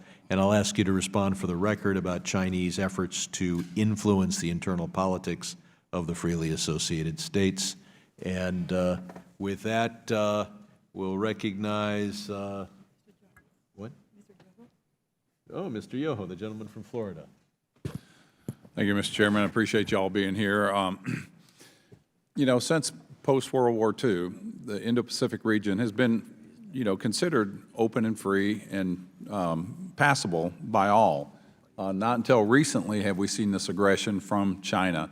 And it's disturbing to see how aggressively they are. And then through their coercion and intimidation, we see what they're doing with other countries, offering a pot of money with hooks to it, you know, the predatory lending, reminiscent of our robber barons of the 1800s. And what people need to understand, and I think this administration has shown a strong commitment to the Indo-Pacific strategy, you know, with the freedom of navigation that we've done that were postponed and not performed in previous administrations. And is that signal getting out? Are people seeing a difference and they're feeling a little bit more confident? Ms. Shriver? Certainly, we hear a lot from allies and partners that they welcome our increased presence and our increased freedom of navigation operations. We're also doing, outside the 12 nautical miles, a lot more joint sails and joint patrols with other countries. So again, we get a demand signal and we get statements of appreciation from partners and allies, so I think it is. Okay, and I've seen other countries step up, as you've seen. I've seen Canada say they're going to, and the UK and all these, and those are all positive signals that as a coalition, we are going to make sure that the Indo-Pacific region stays open to trade as it has done. And there's only one aggressor, and that aggressor, is, of course, as we've heard, is China. And people said it is a threat. It's only a threat if you're afraid of it, number one. Number two, if you're unprepared for it. And with the tools this committee passed through last year that the President and the Senate and the President signed into law with the BUILD Act that created the United States International Development Finance Corporation, which is due to roll out in October. Are we identifying projects and letting the people in those areas know that it is different than what the BRI initiative of China has? And Ms. Oudkirk, if you look like you're ready to say something there. So thank you very much, Congressman. We are, I think I can speak for the entire administration in saying we are delighted that Congress provided us tools through the BUILD Act to enhance our ability to support U.S. business as we put forward a model that competes with that, with the closed, secretive model of China's Belt and Road Initiative. We are looking forward to something called the Indo-Pacific Business Forum, which will be held in early November in Bangkok. That forum, it will be an opportunity. That's in November, isn't it? November 4th, yes, sir. And we have representation there? Secretary Ross is leading a large trade delegation. You are all welcome to come. I might be there. And we'll have other parts of the administration there as well. But that really is going to be the big public opportunity for us to unveil the implementation of the economic side of the Indo-Pacific strategy. So the various alphabet soup, Asia Edge on energy, ITAN on DCCP on telecommunications, ITAN on infrastructure. There's a list of projects. Hopefully, there'll be signings, there'll be deals made. It should be a really good follow-on event to the event that the cabinet secretaries had last summer here in Washington at the U.S. Chamber, where they unveiled the Indo-Pacific. Okay, let me go ahead and interject here, because you guys are the boots on the ground. You're the ones that are the face of America. You can only do what we do as far as creating tools and use those tools. But I hope the message gets out clear. You know, we talk a lot about the military strategic importance of that area, which it is. It is vital, but more so for an open and free trade area. And then the emphasis needs to really be put on the people of those areas, because that's really the resources that are so important. Yes, it's important militarily and strategically, but it's important for the people of those areas. And that's where we should put our emphasis. And I'm reading your notes, Ms. Oudkirk. You were talking about the amount of tourism that China was going in there, and it boosted their economy up a bunch, but China got upset because they weren't recognized, and so they told everybody don't go there. This is the coercion they're going to use over and over and over again that we don't do, and I hope that message gets out and that you use the tools available. And real quick, am I over? I am over. Nope, I'm still going. Just looking at the wrong red button. One of the other things I wanted to ask you about, and I think this is for you, Mr. Pula, thank you. You were talking about the different trusts, FSM and RMI.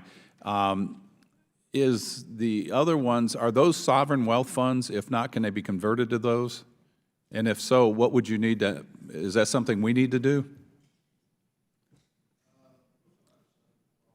Can they be, can we create a vehicle like that? I would sure like to look at that. And then, Ms. Oudkirk, you were talking about there's 3 ambassadors to that area that have those areas have full diplomatic recognition. Others are by the Interior Department, correct? Is there a way that we could strengthen that and have them to have full diplomatic recognition? And you can submit your answer to the record because I'm out of time. I'll just comment that the United States also, like China, does use our economic power that I hope is not undermined by Marshall Islands sovereign cryptocurrency. Gentleman who has been here from the very beginning, further from me geographically in this room and from the area, but he's been here from the beginning, the gentleman from California. Thank you, Mr. Chairman. Yeah, I agree with a lot of what my colleague from Florida just talked about. And I think the issue of maritime sovereignty, maritime strength, the issue of Taiwan having visited multiple times is absolutely bipartisan and reflects the values of the United States in terms of freedom of democracy, freedom of choice, free markets. Obviously, I think many of us on this committee have been very concerned with China's overreach and lack of respect for that maritime sovereignty and rule of law. And certainly, was critical of the Obama administration in their lateness in acting on the South China Sea, but I also applauded their decision to start the freedom of navigation operations as well. Assistant Secretary Shriver, under your leadership, the U.S. has increased the pace of those operations. But at this juncture, what I think many of us feared was China establishing that foothold in the South China Sea and gaining some confidence in that.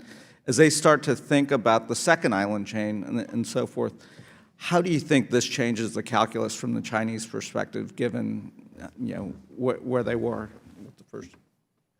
I suspect they're evaluating our response, our actions, and those of other partners based on what they did with the build-out of the outposts in the South China Sea, the deployment of military systems, and now seeing how countries are reacting to that. First and foremost, the United States. We have increased freedom of navigation. We have more joint patrols, joint sails with other countries. We're increasing our capacity building. Another program we have to help assist countries in maritime Southeast Asia is the Maritime Security Initiative, where we help with their ability to sense and see and contribute to maritime security.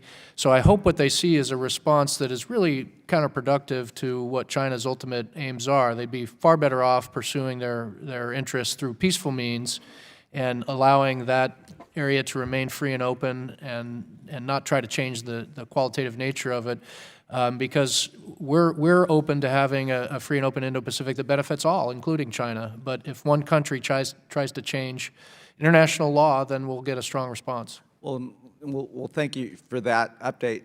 Certainly there's a lot of support, and I think, I can't speak for every member of this committee or this body, but I think most of us, if I listen to the comments, fully support that increased presence and sending that signal to China that they can have a prosperous future as well, but you've got to have the rule of law and the rule of the open seas.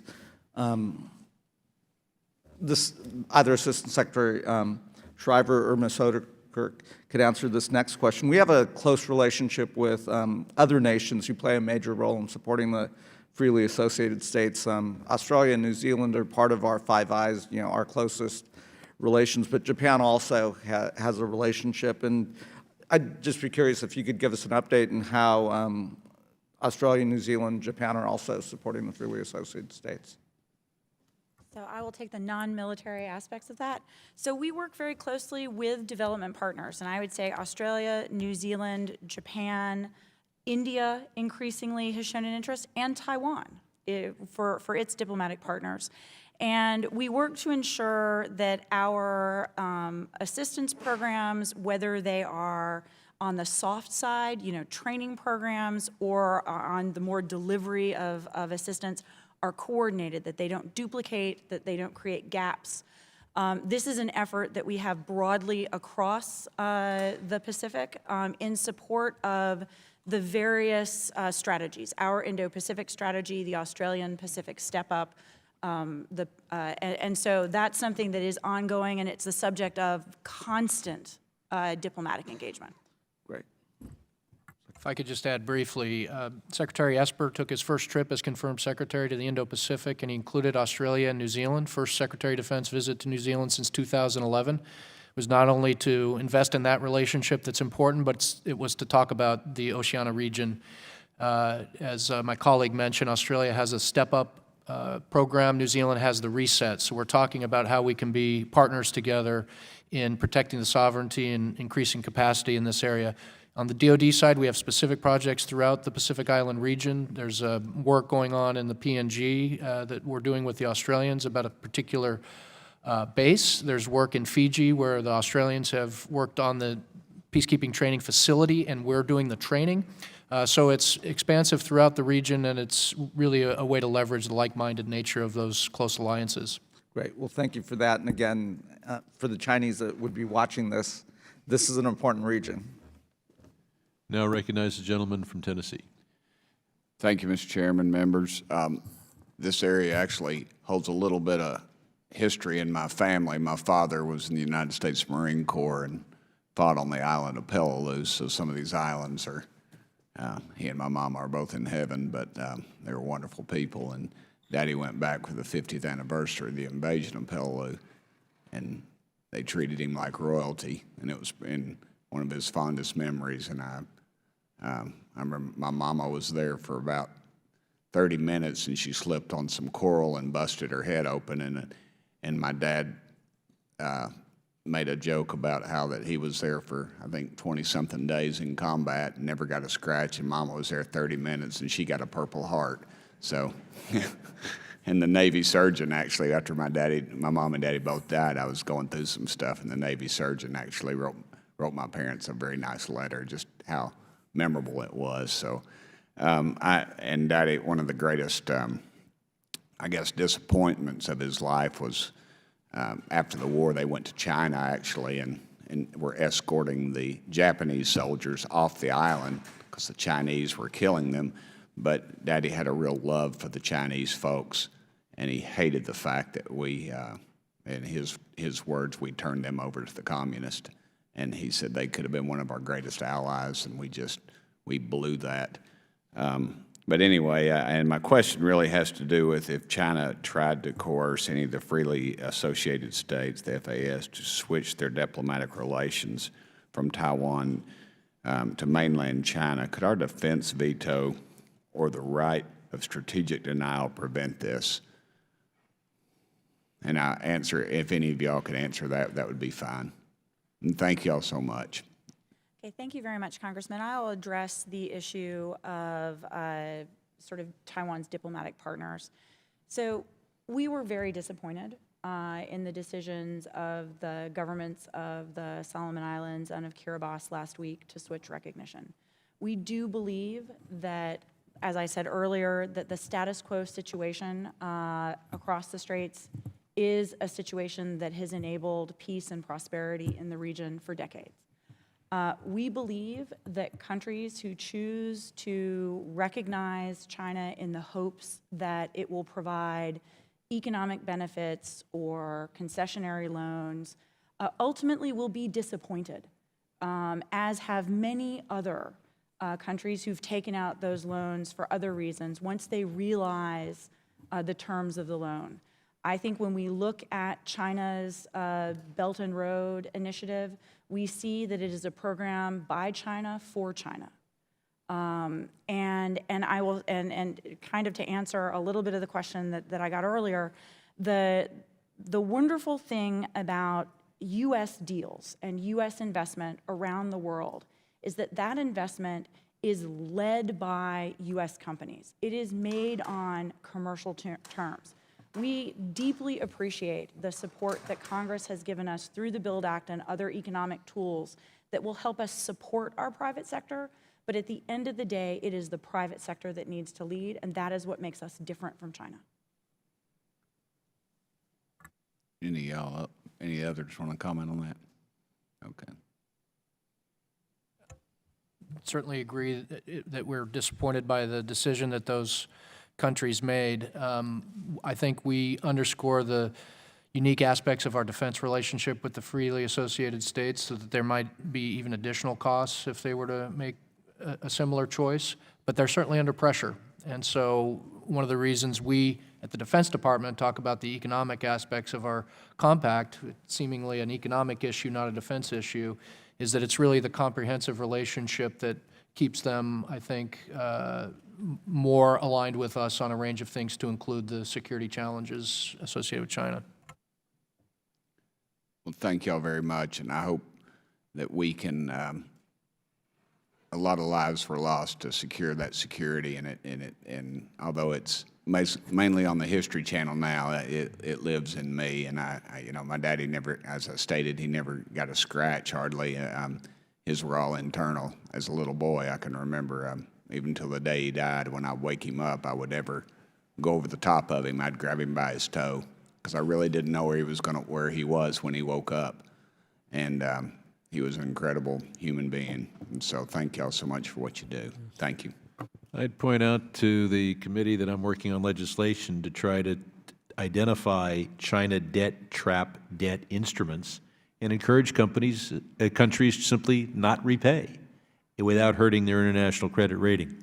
With that, I'll recognize the gentlelady from Pennsylvania who's been here the longest in this room, if not the longest in Congress, No, not so long. for 5 minutes. Thank you. I appreciate it. And it's nice to see you again, Assistant Secretary Shriver. My first question is for you and Mr. Pula as well. We talked a little bit about climate change, and I was wondering if you might, or anybody, comment on the implications possibly on the migration of people and whether or not that has any implications to national security and also to trade as well. I'm particularly interested in if people are leaving, what sort of void does that leave behind in terms of national security and also trade? Thank you. We at the Department of Defense have cited climate change as and the impact as having a national security impact, and that's true in the region of the Pacific Islands and the freely associated states. Most of our efforts are on shoring up the resiliency of our facilities there, like the facility we spoke about at Kwajalein. The issues associated with migration in the freely associated states are unique because of their ability to travel to the United States.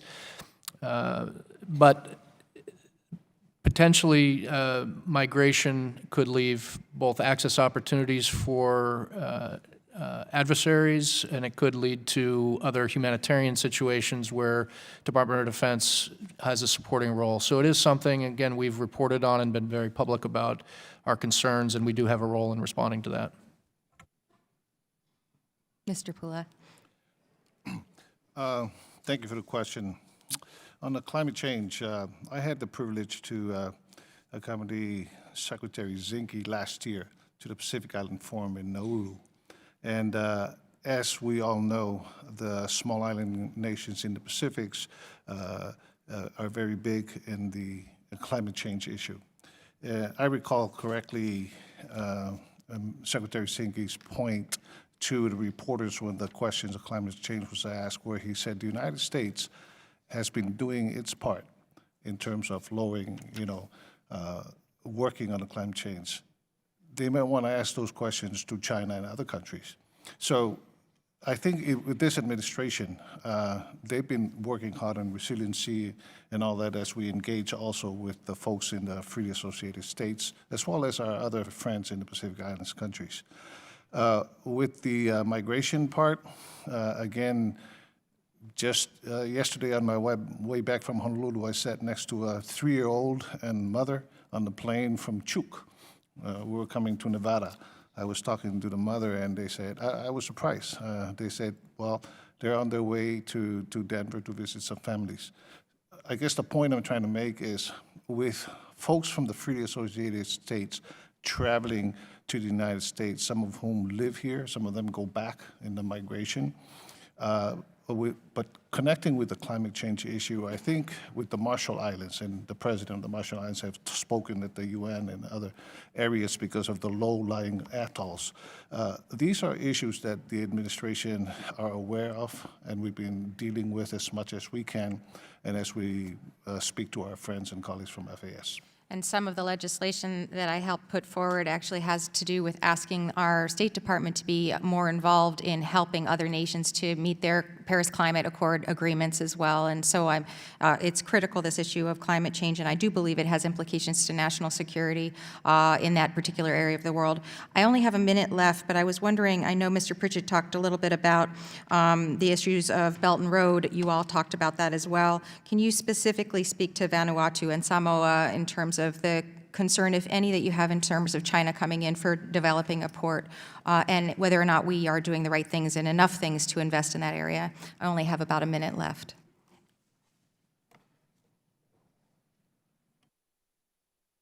Starting with the port, there's been public reporting on the Chinese involvement in building out a port in Vanuatu. Interestingly, there was public backlash in Vanuatu about the suspicions that the port and the pier in particular would be used not just for commercial purposes, but to potentially host military vessels. So that backlash led to clarifications from the government there that they are for commercial purposes, but that can change in the future, so we are concerned about that. I think we are engaging Vanuatu in ways to demonstrate that we can be a preferred security partner. I traveled there with an interagency team, including Coast Guard colleagues, who talked about their law enforcement needs and the interest in protecting their sovereign territorial waters from illegal, illicit activity. And so we're trying to use the tools available to us to show that we can be the preferred partner.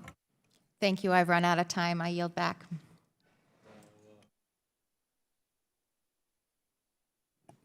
Thank you, Mr. Chair, and I'd like to start out by following up on your comments about our new Pacific Islands caucus, which is a first-ever congressional caucus focused on the Pacific Islands, roughly 24 jurisdictions across the entirety of the Pacific Islands that are all integral to the future, not only the Pacific, but the Indo-Pacific and our country. And so we welcome the community here and all those listening. If the gentleman will yield, I want to praise you for coming up with the idea and getting us organized and creating that caucus. I yield back.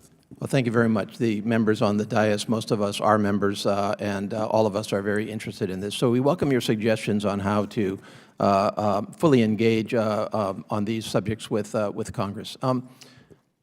This is to the three members of the administration here. We've got three separate departments here. I support the compacts. I support our relationship on a number of levels, whether you want to talk about trust responsibilities that go back generations to shared support of friends with shared values, to our military aspects of mutual defense. However, the impact of the compacts thus far on specific jurisdictions in our country are not acceptable anymore. And I speak primarily of the locations where the compact migrants come to. These are Guam, these are Sinai to some extent, certainly Hawaii, and not just restricted to those. For example, Arkansas has a large compact population. And there is virtually no compensation to us for the price of welcoming those migrants to our jurisdictions. We welcome them. We have an incredibly strong and growing community of compact country migrants in Hawaii, maybe 20,000, somewhere in that range when you count those that have become American citizens. However, the cost to Hawaii is probably somewhere around $300 million plus today. That's a state expense, a state expense. The GAO is studying this right now, correct? You are engaged in a study commission by the Senate, which I strongly support, to actually update the calculations, which at FY15 were roughly $148 million for Hawaii in the areas of health and education, but also other areas.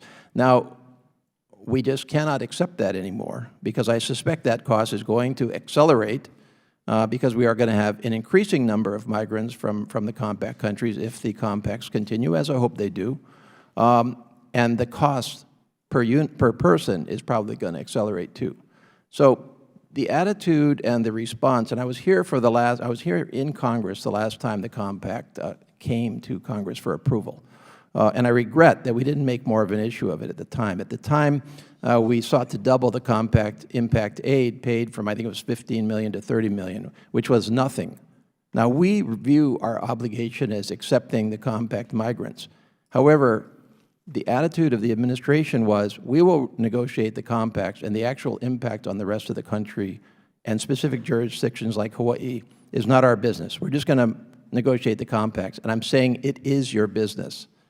I'm asking you to acknowledge that this is your business, and I hope that you will strongly, as you get into these negotiations, for all of the jurisdictions that bear a disproportionate result from the migrants, that you will make that your business and not just say, well, Congress, we negotiated these here are the compacts for approval, and by the way, it's up to you to determine how to fund the compact impact. So it's not going to be okay with me, I can tell you that, and I think that's probably true of other members that represent these jurisdictions. So I don't need a response from you, but I'm just telling you, this is your business. I hope you will deal with it. Let's see, I want to talk briefly about the interchange having to do with the State Department, Ms. Oudkirk. I had a very interesting interchange with journalists from the Pacific Islands. It was a program put on by the East-West Center, which is one of our preeminent institutions located in Honolulu that outreaches to the Indo-Pacific.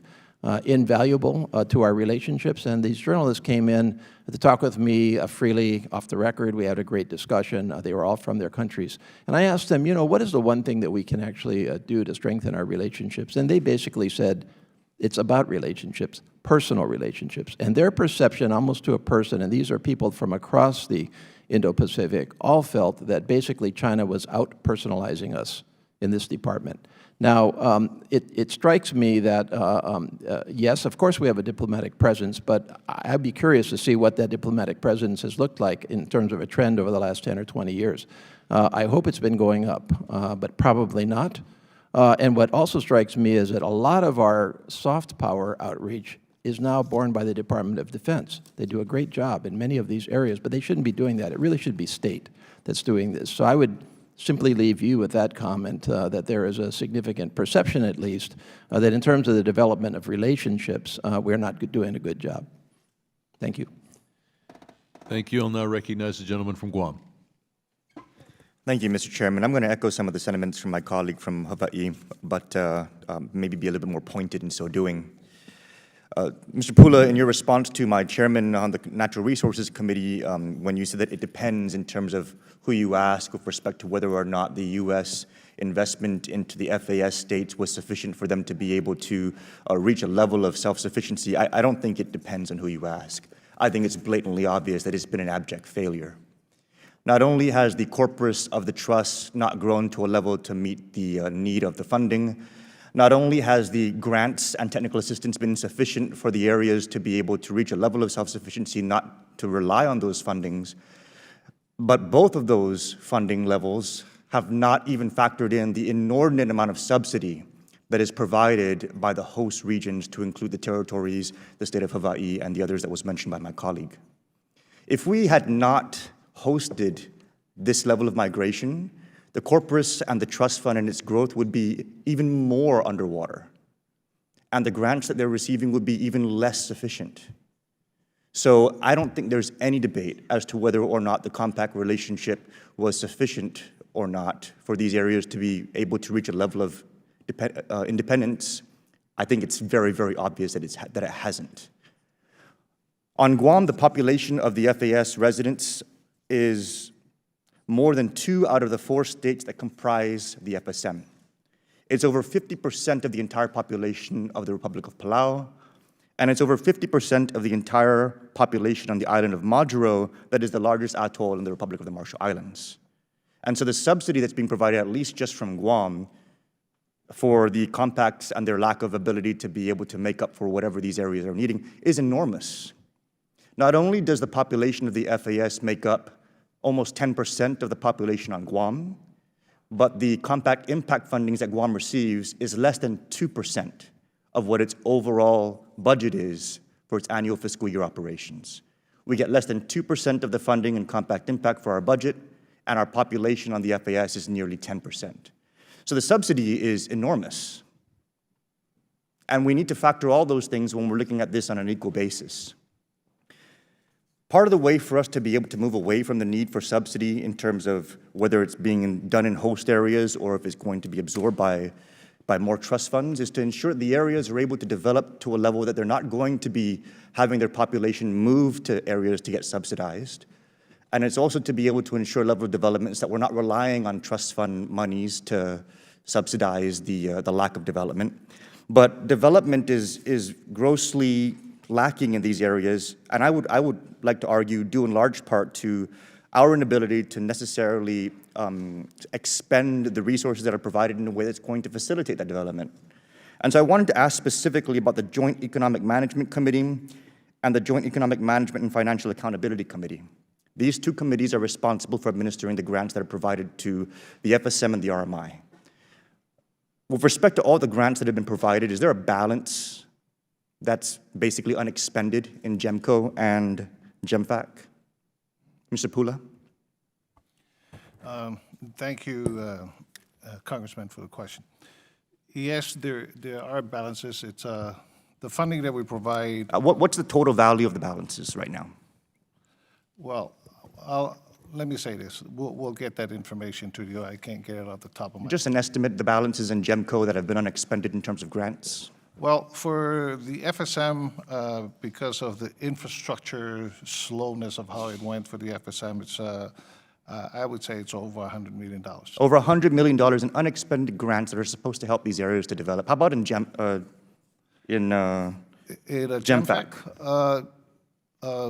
I would say a few millions dollars, not as much, and those are the unused by the sector grants, like not spent totally, because it's on an annual basis.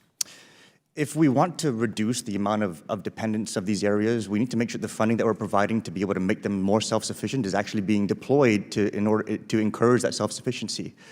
Secretary Shriver, I just wanted to ask real quick, does the Indo-PACOM strategy factor in a status quo relationship with the FAS?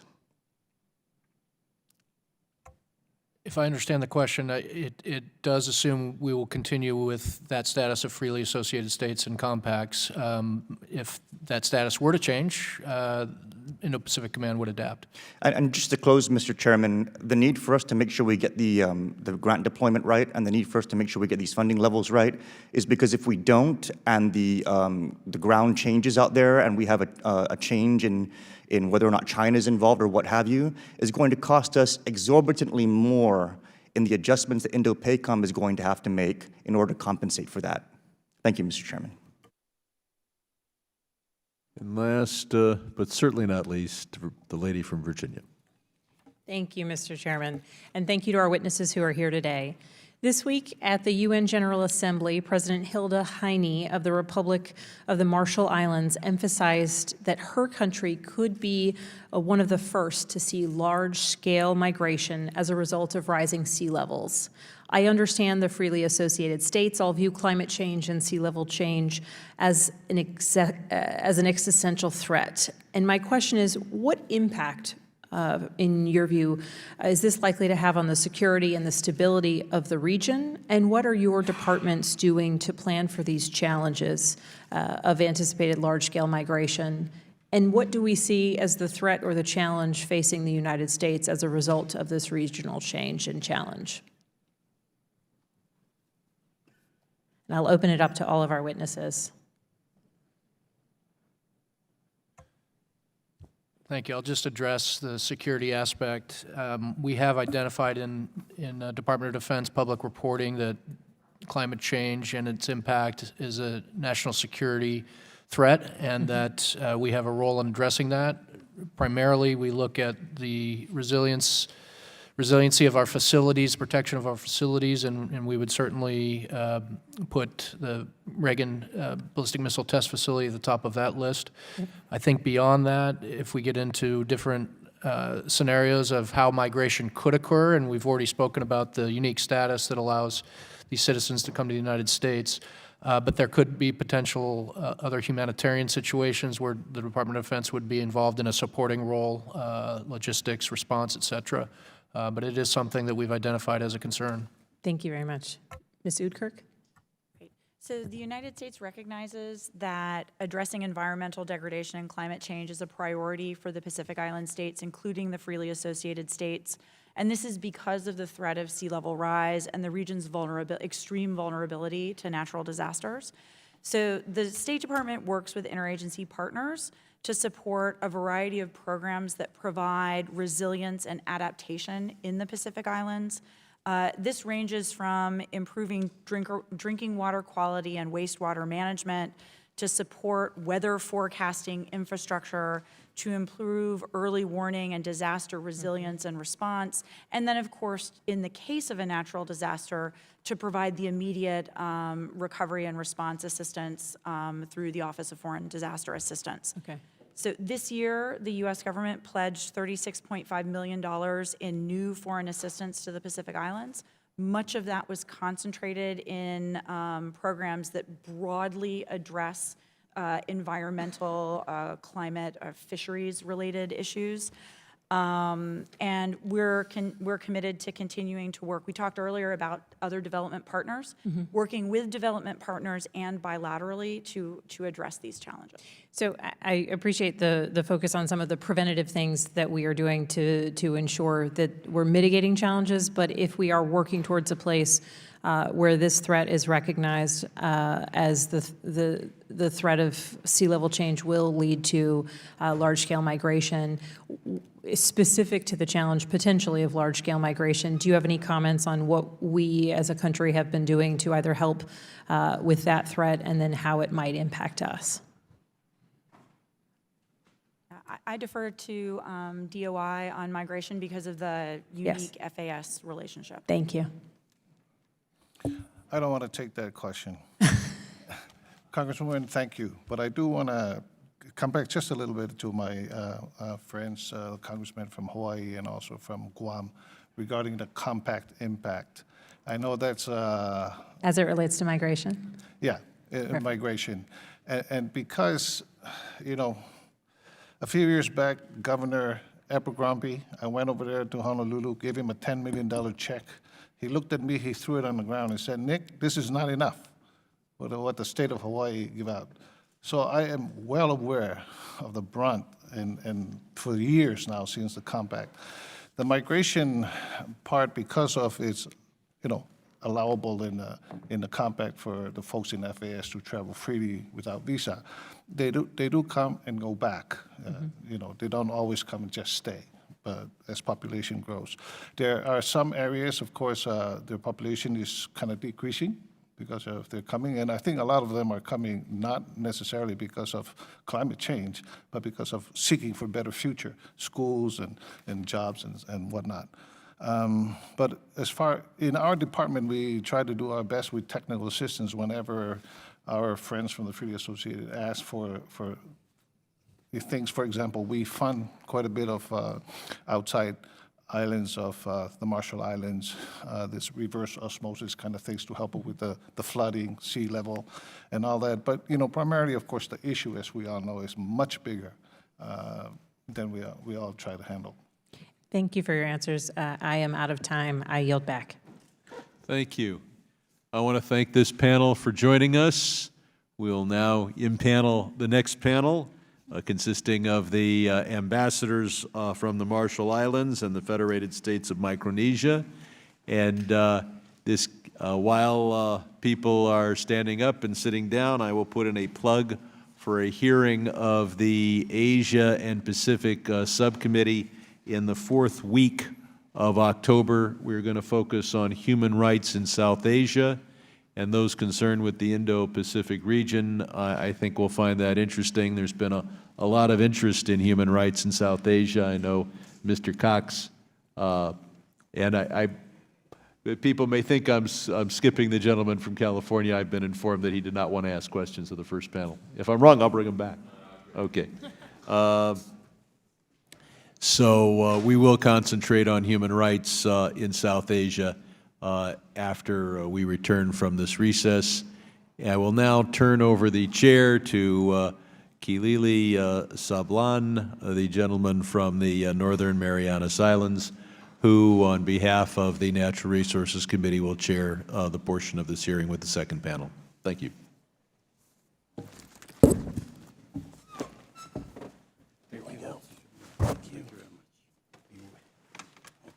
Usually in Congress, we all want a chair. You don't want a chair. Look at that. Okay. Don't fall down.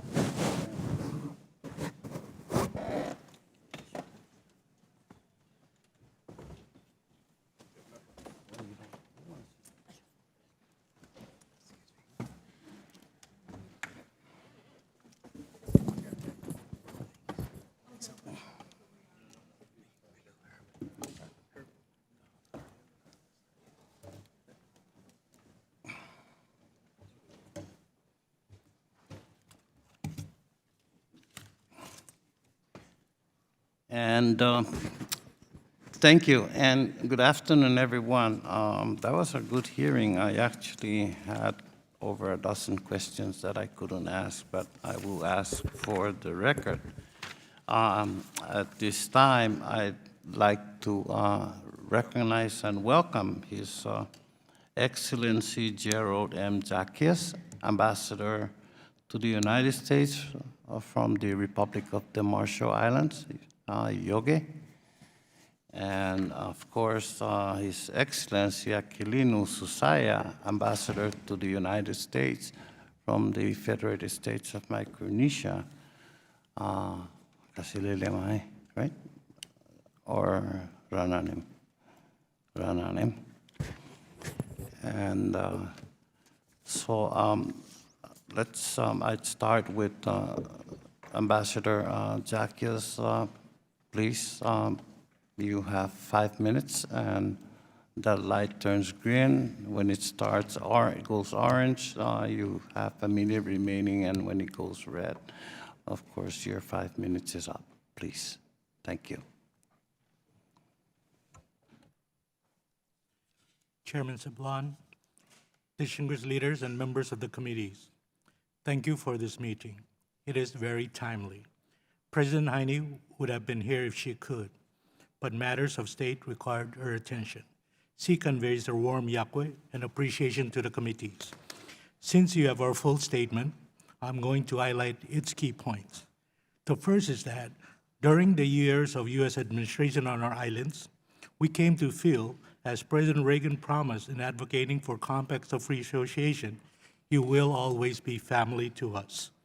We are proud to enable U.S. control over a strategic expanse of the Pacific larger than Texas, including shipping lanes coveted by other nations, to be the location of what the Joint Chiefs have described as the world's premier range and test site for ICBMs and space operations, to be a UN member, second only to Israel in voting with the United States, and to have a higher rate of enlistment in the U.S. military than most U.S. states.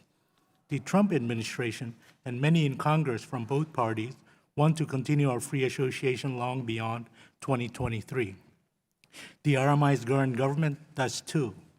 The biggest potential threat comes from the financial influence of China, as has been shown in other Pacific islands. For example, our government was challenged by a Chinese proposal to build a port and 1,000 homes on Rongelap in return for its autonomy from our government. As a pivotal issue is that the trust fund established by the 2003 Compact, amendments to replace annual U.S. grant assistance after FY23 won't have enough money despite good returns. It is critical that the trust fund be capitalized so that it can accomplish its purpose. As matters stand now, our nation will experience severe economic shocks and shortfalls in funding for critical priority compact sectors of health and education. If not done by FY24, this certainly can be done over a 20-year compact extension. A first step can be taken by the U.S. making the contributions it pledged in both its 1986 and 2003 compact laws. $20 million was to be provided if it could substantiate economic losses due to the U.S. nullifying tax and trade provisions of the compact after it was signed. We have. The first reaction of some in the RMI to the announcement of compact extension negotiations was to recall this unfulfilled commitment. The 2003 amendments replaced many U.S. education programs with a supplemental education grant. The $6.1 million a year indexed for inflation has never been provided. It is now $5.5 million worth less. The grant should be a permanent appropriation, as is other compact assistance. Current federal programs and services agreement also need to be continued, such as the Postal Service, FEMA, Weather Services, Federal Aviation Authority programs, and special education programs and Pell Grants. The RMI can't replace them. There are other issues for negotiations that are of immediate priority concern. The preeminent one is the source of funding. It wasn't worked out for Palau Compact extension until 7 years after the 2010 agreement. The budget baselines needs to be addressed. Additionally, many agencies operate in the RMI, some unique and requiring special funding. The negotiations need to be conducted on the U.S. side in a way that will bring all involved seriously to the table and appreciative of the importance of their programs. The compacts were negotiated by ambassadors representing the U.S. President. Special representatives at the State Department renegotiated the 2003 compact extensions. The Palau extension model of regular State Department officers negotiating was insufficient. Finally, I must note a concern the compact does not address and cannot effectively address, but must concern us all. the rising ocean is an existential threat that can reduce the size of our nation and totally wipe it off the map. Thank you for this opportunity to discuss our concerns, and I'm happy to answer any questions. Thank you very much, Ambassador Jacquias. Now my friend, Ambassador Susaya. Please, you have 5 minutes, sir. Thank you, Chairman, ranking members, distinguished members of the committees. Thank you for convening this joint hearing and for the opportunity to testify before you today. I have submitted to the committees copies of my full written statement, so I wish to summarize the key points of this statement for the purpose of this hearing. The United States is and has been the closest friend and ally of the Federated States of Micronesia as the FSM continues to grow and flourish as a young nation. The U.S. and the FSM have done much in recent months to acknowledge and celebrate the special relationship between our two countries. In May, our newly elected president, David W. Panuelo, came to Washington to meet with President Donald Trump and several cabinet secretaries. That visit reinforced the fact we have no greater friend in the world than the United States, and the United States respects and values the relationship it has with the FSM. We were then delighted to host 2 cabinet officials, Secretary of Veterans Affairs Robert Wilkie and Secretary of State Mike Pompeo. This was the first time our nation has been accorded such opportunities in our young history. The U.S. and the FSM have a long-standing strategic partnership that reflects the common values of our two countries, including our commitment to promoting sovereignty, the rule of law, democracy, and regional security. In 1986, the FSM and the United States entered the Compact of Free Association. The 1986 Compact was renewed and amended with the entry into force of the 2003 amended Compact of Free Association, which remains in effect today. Under these compacts, the FSM has continuously granted the U.S. security and defense rights in the territory of the FSM. FSM citizens have the right to live, work, and study in the United States without a visa. Under the 2003 amended compact, the United States committed to provide certain key financial assistance through fiscal year 2023 and to provide U.S. federal programs and services in the FSM. The Federated States of Micronesia is fully committed to its relationship with the United States, which contributes to the strength and prosperity of both our nations. We look forward to being a part of the United States' enhanced effort to promote the free and open Indo-Pacific and to advance our defense partnership even further. While the defense and immigration provisions in the amended compact will continue after 2023, ensuring the continued strength of our partnership, certain financial assistance provisions of the amended compact will expire after fiscal year 2023. These provisions include federal programs and services, supplemental education grants, and sector grants. U.S. contributions to the U.S. FSM Compact Trust Fund are also set to expire. This financial assistance is a central pillar of our strong relationship and has further strengthened the bonds between our two countries. We were pleased to hear Secretary Pompeo's announcement last month in Pompeii that the U.S. is prepared to work with the FSM on an extension of this support beyond fiscal year 2023. We look forward to starting these negotiations with the U.S. very soon. The potential end of this financial assistance has created uncertainty for our government and our people. These discussions and the decisions that will result will allow us to remove that uncertainty and move forward most effectively with our strategic partnership with the United States. In preparation for these discussions, the FSM has established a joint committee on compact review and planning that will be responsible for negotiating with the United States. Recently, the committee announced the appointment of the chief negotiator. In response, the FSM is still awaiting further information from the U.S. on the proposed schedule for beginning discussions. To conclude, Chairman and members of the committees, the FSM government appreciates the House Natural Resources and Foreign Affairs' long-standing commitment to the enduring partnership between the U.S. and the FSM. Although the year 2023 may seem distant now, there is much work to be done that will require coordinated efforts among the various parts of the FSM government and both the executive and legislative branches of the U.S. government. Given the number of issues to be addressed and the great importance of these issues to both of our countries, we believe that this work should begin as soon as possible. We look forward to keeping the committees informed of significant developments as this process moves forward. We hope that these negotiations can serve as an opportunity for the U.S. and the FSM to reaffirm our unique friendship and strong partnership and our mutual commitment to promoting security and stability in the Indo-Pacific region.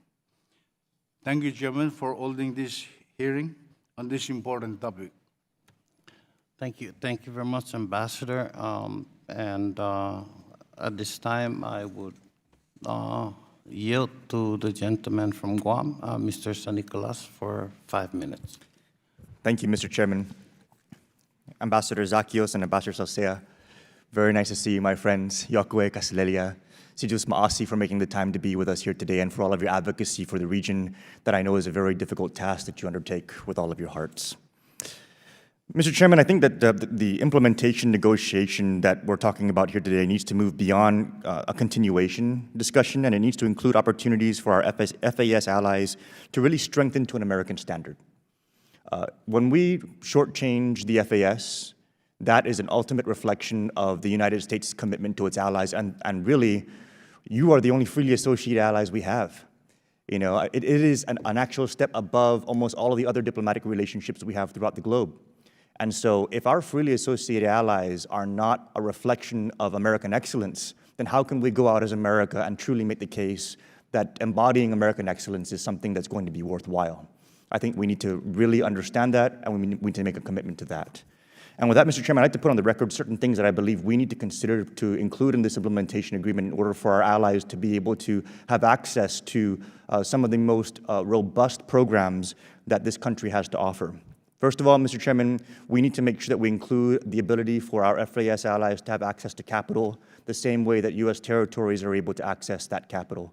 Right now, a U.S. territory is able to go out into the bond market and is able to float a triple tax exempt debt that they can use for development. Right now, our FAS allies are stuck in the international bond market, which has exorbitant interest rates compared to what you'd be able to get for a triple tax exempt bond in our domestic markets.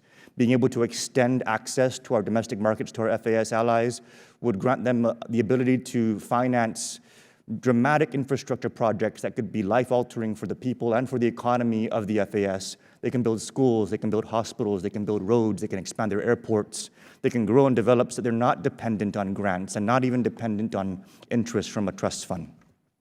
Secondly, Mr. Chairman, we need to look into making sure that our FAS citizens are able to access something that all of the other administered areas under the Department of Interior are able to access, and that's Medicaid.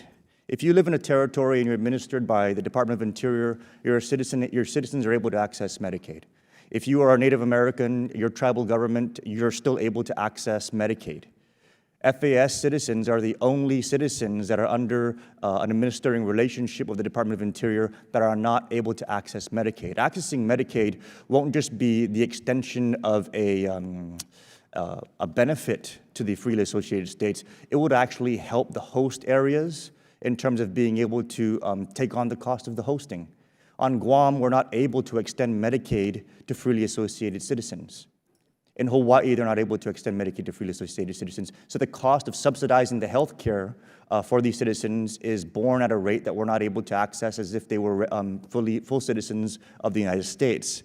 So when we have GEMCO and JAMFAC underinvesting in health care in the freely associated states, and we have their citizens moving to host areas in order to get that health care, they're coming in and they're being subsidized at the full cost of of somebody who actually isn't able to access Medicaid. So being able to extend that program will not only help the host areas, but if we can also extend that program into the FAS, perhaps even considering reprogramming grant funding that is sitting in GEMCO and sitting in JAMFAC and having it be used for matching funds for Medicaid, that could actually not only help to fund the healthcare needs of the areas, but it would provide a base level of funding to be able to bring in new service providers and new investment, so we have less need for migration out for the purposes of healthcare.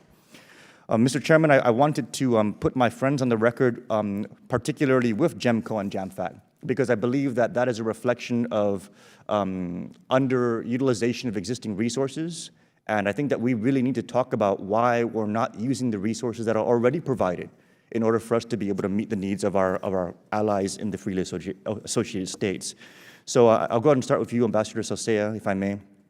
Can you elaborate on the amount of funds that is sitting in GEMCO and what the FSM believes is not only the reason for that money sitting there, but the impact for not being able to access those grants? Thank you, Chairman. Thank you, Congressman San Nicolas. I heard the answer from Director Bula when you asked the same question to him. I know that we have challenges too in our country, FSM, in terms of utilizing the infrastructure funds, mainly the infrastructure funds, because of several issues. Like in some of our states, the government doesn't have eminent domain to lands on which some of these projects are supposed to be built, like schools, dispensaries, and all that. So that is contributing to the delay. But on the other hand, the conditions and the restrictions that are placed by the Compact or the Fiscal Procedures Agreement, the subsidiary agreement in the Compact, is also contributing to the delay and the backlog of the use of these funds. For instance, the bonding requirements for projects, construction projects, is very prohibitive for companies, local companies in the FSM to bid for these projects. So we end up advertising for companies to come in from Guam or Honolulu or California, and the amount of these projects are not that huge in terms of these companies' profit. So the delay is always finding companies to bid for these projects. So those are, to me, I think those are the bottlenecks that we're facing in terms of implementing these infrastructure funds. Yeah, Ambassador, thank you. If my colleagues would agree, we may have a second round of questions, but the Guam Congressman's time is up. I would like to ask unanimous consent. There's 4 of us here. Dr. Goodnick is still in the room. If we could, does anybody have any objection to Dr. Goodnick joining the panel? Do you have any objection, Dr. Goodnick, to coming in and joining the panel? He may regret it. He may regret it, but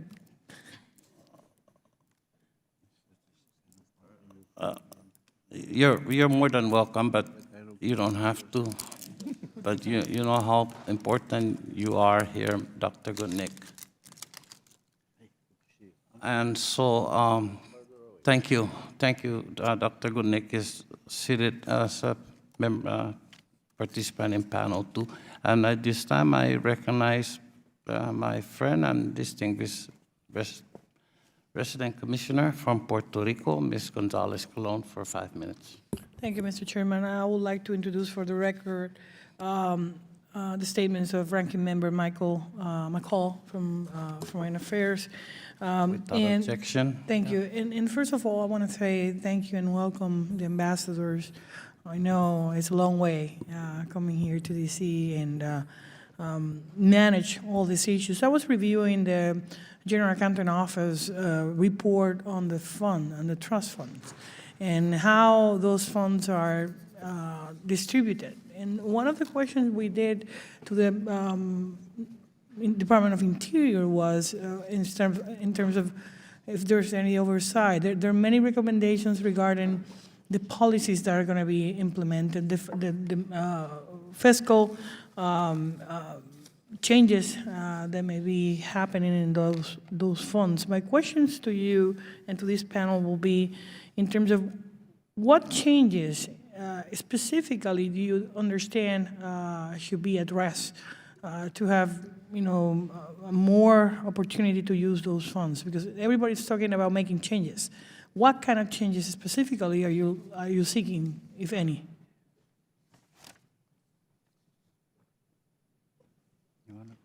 Zacchaeus? Thank you, Woman, for the question. I think the first thing that we feel is important to consider post-2023 is the FPA. And we feel that the distribution policy that currently is in the FPA that addresses use of resources from the trust fund needs to be revisited. We see, and I understand from the earlier questions about management, FPA, as it applies to grants and programs under current agreement, does not necessarily under the compact apply to the trust funds. So I think we need to address that issue. I would end my answer here by saying that in talking about the issue of a trust fund, I think fiscal responsibility does not necessarily translate to micromanagement.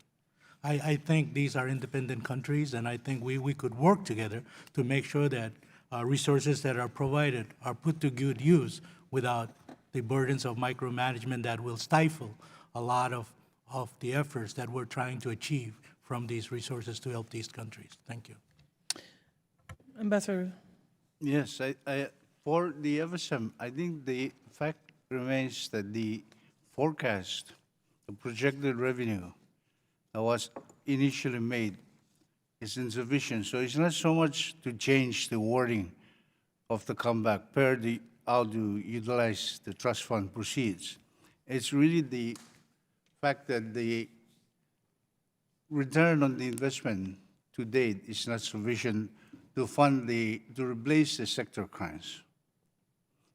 So it is our hope that if we can extend the term of the comeback and continue to receive the same level of funding or whatever, a bit more to build up the corpus so that eventually we will have our budgetary reserve lines to take care of these sector crimes.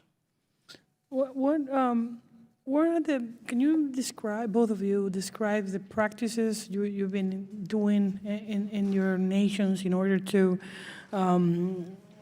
have or increase budgetary and economic self-reliance during the last years, and how those two islands may be impacted if there's no negotiation of a new agreement? I mean, what services are going to be impacted directly, immediately, if you don't have a new compact?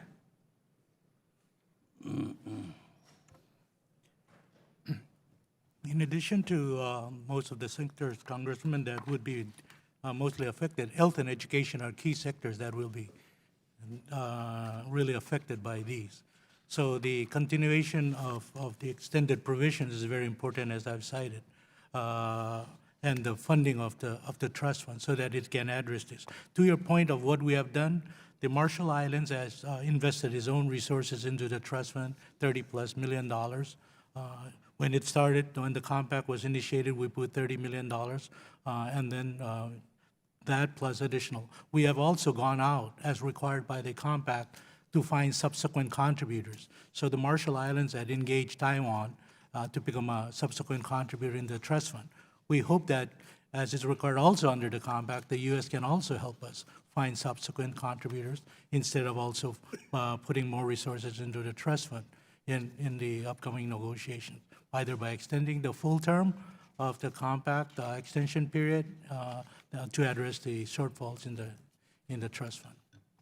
Thank you. I know my time has expired, but Ambassador, you can submit it for the record later on because I don't want to Yeah, thank you. piece off the member. Thank you, Congresswoman Gonzalez Colon. I've just been told that the committee is going to need the room after this, so we won't be able to have additional time for a second round of talks. But let me take my 5 minutes and ask. I will, Ambassador, submit questions for the record. I would like for you to respond to those in writing.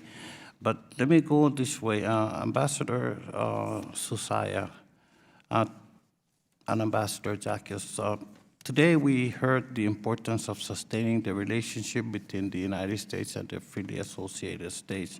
So as we look ahead to 2023, how can our committees or the United States Congress be more helpful? Or are there any further recommendations you would like us to keep in mind? A minute and a half.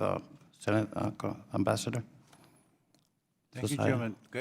If I may, I'd like to take the first crack at the question, and my colleague here can help. We are mindful of the role that the Congress plays in the review and approval of any agreement that will be negotiated between our negotiators and the U.S., especially your Committee on Natural Resources and Foreign Affairs, the role that you play in terms of the jurisdiction of these types of agreements.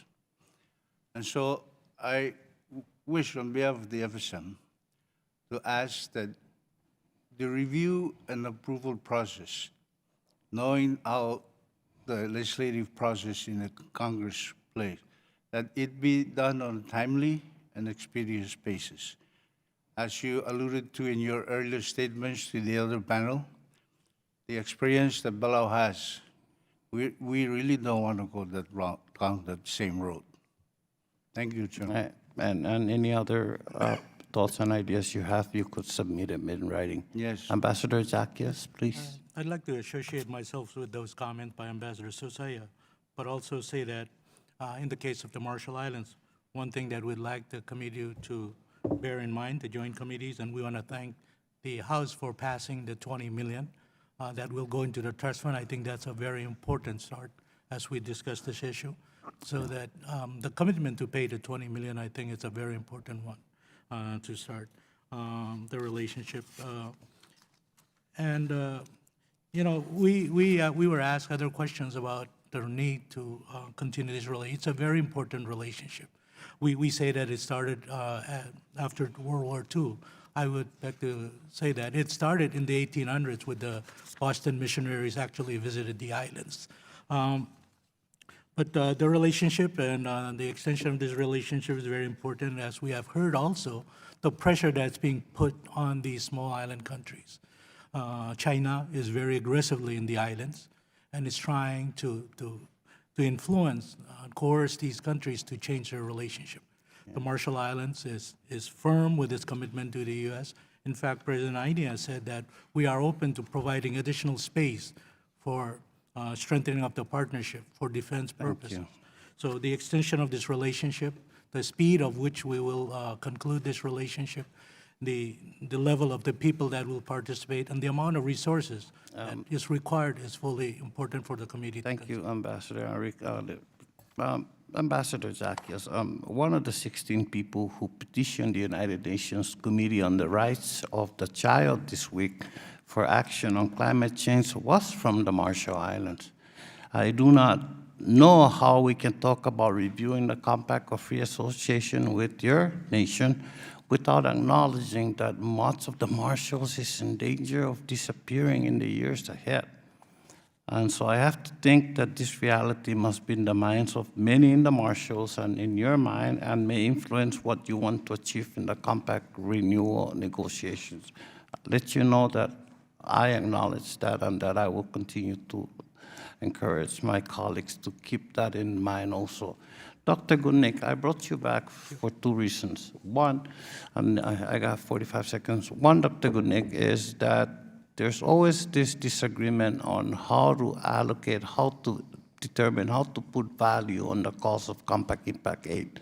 I mean, of course, you know, the territories and the state of Hawaii, for example, always have their own numbers, and that everyone who comes in and is already signed up as someone who identifies as Tsukis is a FAS citizen, even if that person is fully employed and contributing to that state or territory, even if that person happens to be Tsukis but is born in that state or territory. There's been no definition of how to identify, use a common denominator to estimate the cost of compact impact to the state, but it is huge. There's no question about it. But I want to ask you, Dr. Gunik, and if you can answer right now, then please submit for the record. Your GAO's 2018 report noted that the Federated States of Micronesia and the Republic of the Marshall Islands Compact Trust Funds face risk and will not provide disbursements in some future years. So has GAO concluded how much additional contributions are needed to reduce the risk of no disbursements? So I think the issue is more with respect to the structure of the trust fund. Trust fund, when it was set up, was very much set up with in an effort to maintain the corpus of the trust fund. So the net effect of that with the trust fund rules is that it constrains disbursement. And I don't know that I have a specific figure for you, and I don't know that one could develop. You can provide it for us. I will think about your question. I'm not sure Thank that under the current rules, one could come up with a specific answer to it. Thank you, but give us your best answer. I know you will. I would like to mention one, since you brought me back, one quick point on compact migration. First thing is, there's no question that the right to migrate is a linchpin of the compacts. So it's there. There's also no question that compact citizens migrate primarily for economic reasons, for work, to educate their children, and to take care of health care needs. At the same time, there is also no question that there are financial costs. I have teams that have been out there in the past and a team that is just recently returned, speaking to state officials, speaking to compact migrants, and speaking to Micronesian officials. It is the case that the single most significant thing and prevalent thing that is cited is access to Medicaid. That prior to 1996, there was access to Medicaid. Subsequent to 1996 welfare reform, there have been a number of machinations in Hawaii, for example, but there isn't access. And I think with respect to the federal government's role, well, not taking a position one way or the other, that is the biggest issue that's out there. Thank you, Dr. Gunik. I don't want to be accused that I'm abusing this seat, but at this time, I'd like to recognize the distinguished gentle lady from American Samoa, Ms. Rariwagan, for 5 minutes. Thank you, Mr. Chairman. I'll try to keep it short. I have several questions I wanted to ask, but in the interest of time, I will submit them and then ask for the answers to be submitted later. But there are many unaddressed issues relating to the U.S. testing of 67 nuclear bombs on formerly populated islands in the RMI, and this question's for Ambassador Zackius. Most recently, as you noted in your testimony, there's great concern about the leakage of radioactive waste from the U.S. nuclear tests buried at the Runit Dome on Enuitak. The House passed National Defense Authorization Act for FY 2020 requires a study of Runit. And I want to say that I'm greatly concerned about the current situation on Enuitak. Are there other lingering issues from the U.S. nuclear legacy that should be kept in mind in a compact extension? Thank you, Congresswoman. In addition to what I stated in my testimony about the Runit Dome and the conveyance of gratitude for the efforts that are currently undertaken, yes, there are issues that are unresolved from the nuclear testing program under the Section 177 agreement. Of course, as we understand, that agreement is a spousal agreement, but it also provides for for change circumstance petition. The Marshall Islands submitted a change circumstance petition to Congress in the year 2000, and that petition to address these lingering issues of shortfalls, to address cancers, land remediation, and other things relative to the testing program has not been fully addressed. So I think it's also important to look at the change circumstance and other issues that are currently before the Congress, including what is already before the Congress with regards to Ruined Dome. Thank you, Ambassador. So I guess I'll put a second question in there. After all, I am entitled to 5 minutes. A recent report by the RAND Corporation noted that China is likely to seek ways to challenge American dominance with its Pacific Island allies by floating economic incentives to the FAS in exchange for loosened ties to Washington. RAND further concluded that, quote, going forward, the United States should demonstrate their commitment to the region by maintaining appropriate levels of funding to the FAS and strengthening engagement with the FAS more broadly. Failure to do so would be a self-inflicted wound that could come at the expense of the foreign policy and defense interests of the United States. So, Ambassador Zackius, please tell us how China is developing influence in the RMI, and what more can the United States do to demonstrate its commitment to the region? Thank you, Congressman. With respect to that question, it's a very important question. First, I would say that China is developing its influence in the islands. If we can look at the activity that's currently taking place between the U.S. And China in the Marshall Islands, 2.2 billion of trade was done between China compared to $311 million of trade with the Marshall Islands. Additionally, telecommunication, Huawei is very involved in the islands through their telecommunication system. And there is so much personal persuasion by China. It's courting our leaders to China, taking them to Beijing. So the importance, as you have rightly stated, about putting resources there is very important, sufficient resources to address this relationship. We talked about discouraging this, and we talked about what other opportunities you have to look at in preparing yourself. We have the ship registry, and it was said in testimony earlier that China is penalizing our vessels that fly the RMI flag. As you're fully aware, we're the second largest flag in the world, and they're paying heavier taxes because of our relationship with the United States. So those are issues that China is doing in the islands. As I said in my statement, they were trying to build a project and proposal on Grand Lab Atoll, which is very proximate to Kwajalein, 1,000 houses, and that created a place almost similar to Hong Kong that would be autonomous from the Republic of the Marshall Islands.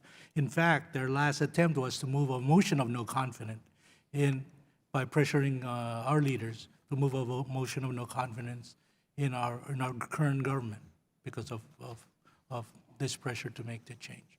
Thank you, Your Excellencies. Thank you, Mr. Chairman. Thank you. Thank you very much. And without objection, all members may have 5 days to submit questions, statements, and extraneous materials for the record, subject to the length limitations in the rules. Having no further business of this hearing. Huh? Oh, yeah, and of course, thank you. Thank you very much. I'm sorry, I have a Virgin Islander here who's reminding me that I have to be a mic. Thank you very much. I will come back and talk to you, Dr. Goodnick. Thank you always, sir. We would continue to need your guidance, and particularly on this one issue that's never going to go away is how to find which Interior should do some kind of methodology to determine the cost, the value of compact impact to the several jurisdictions that are actually paying for the cost of migration now. But Thank you, everyone, and this hearing is adjourned.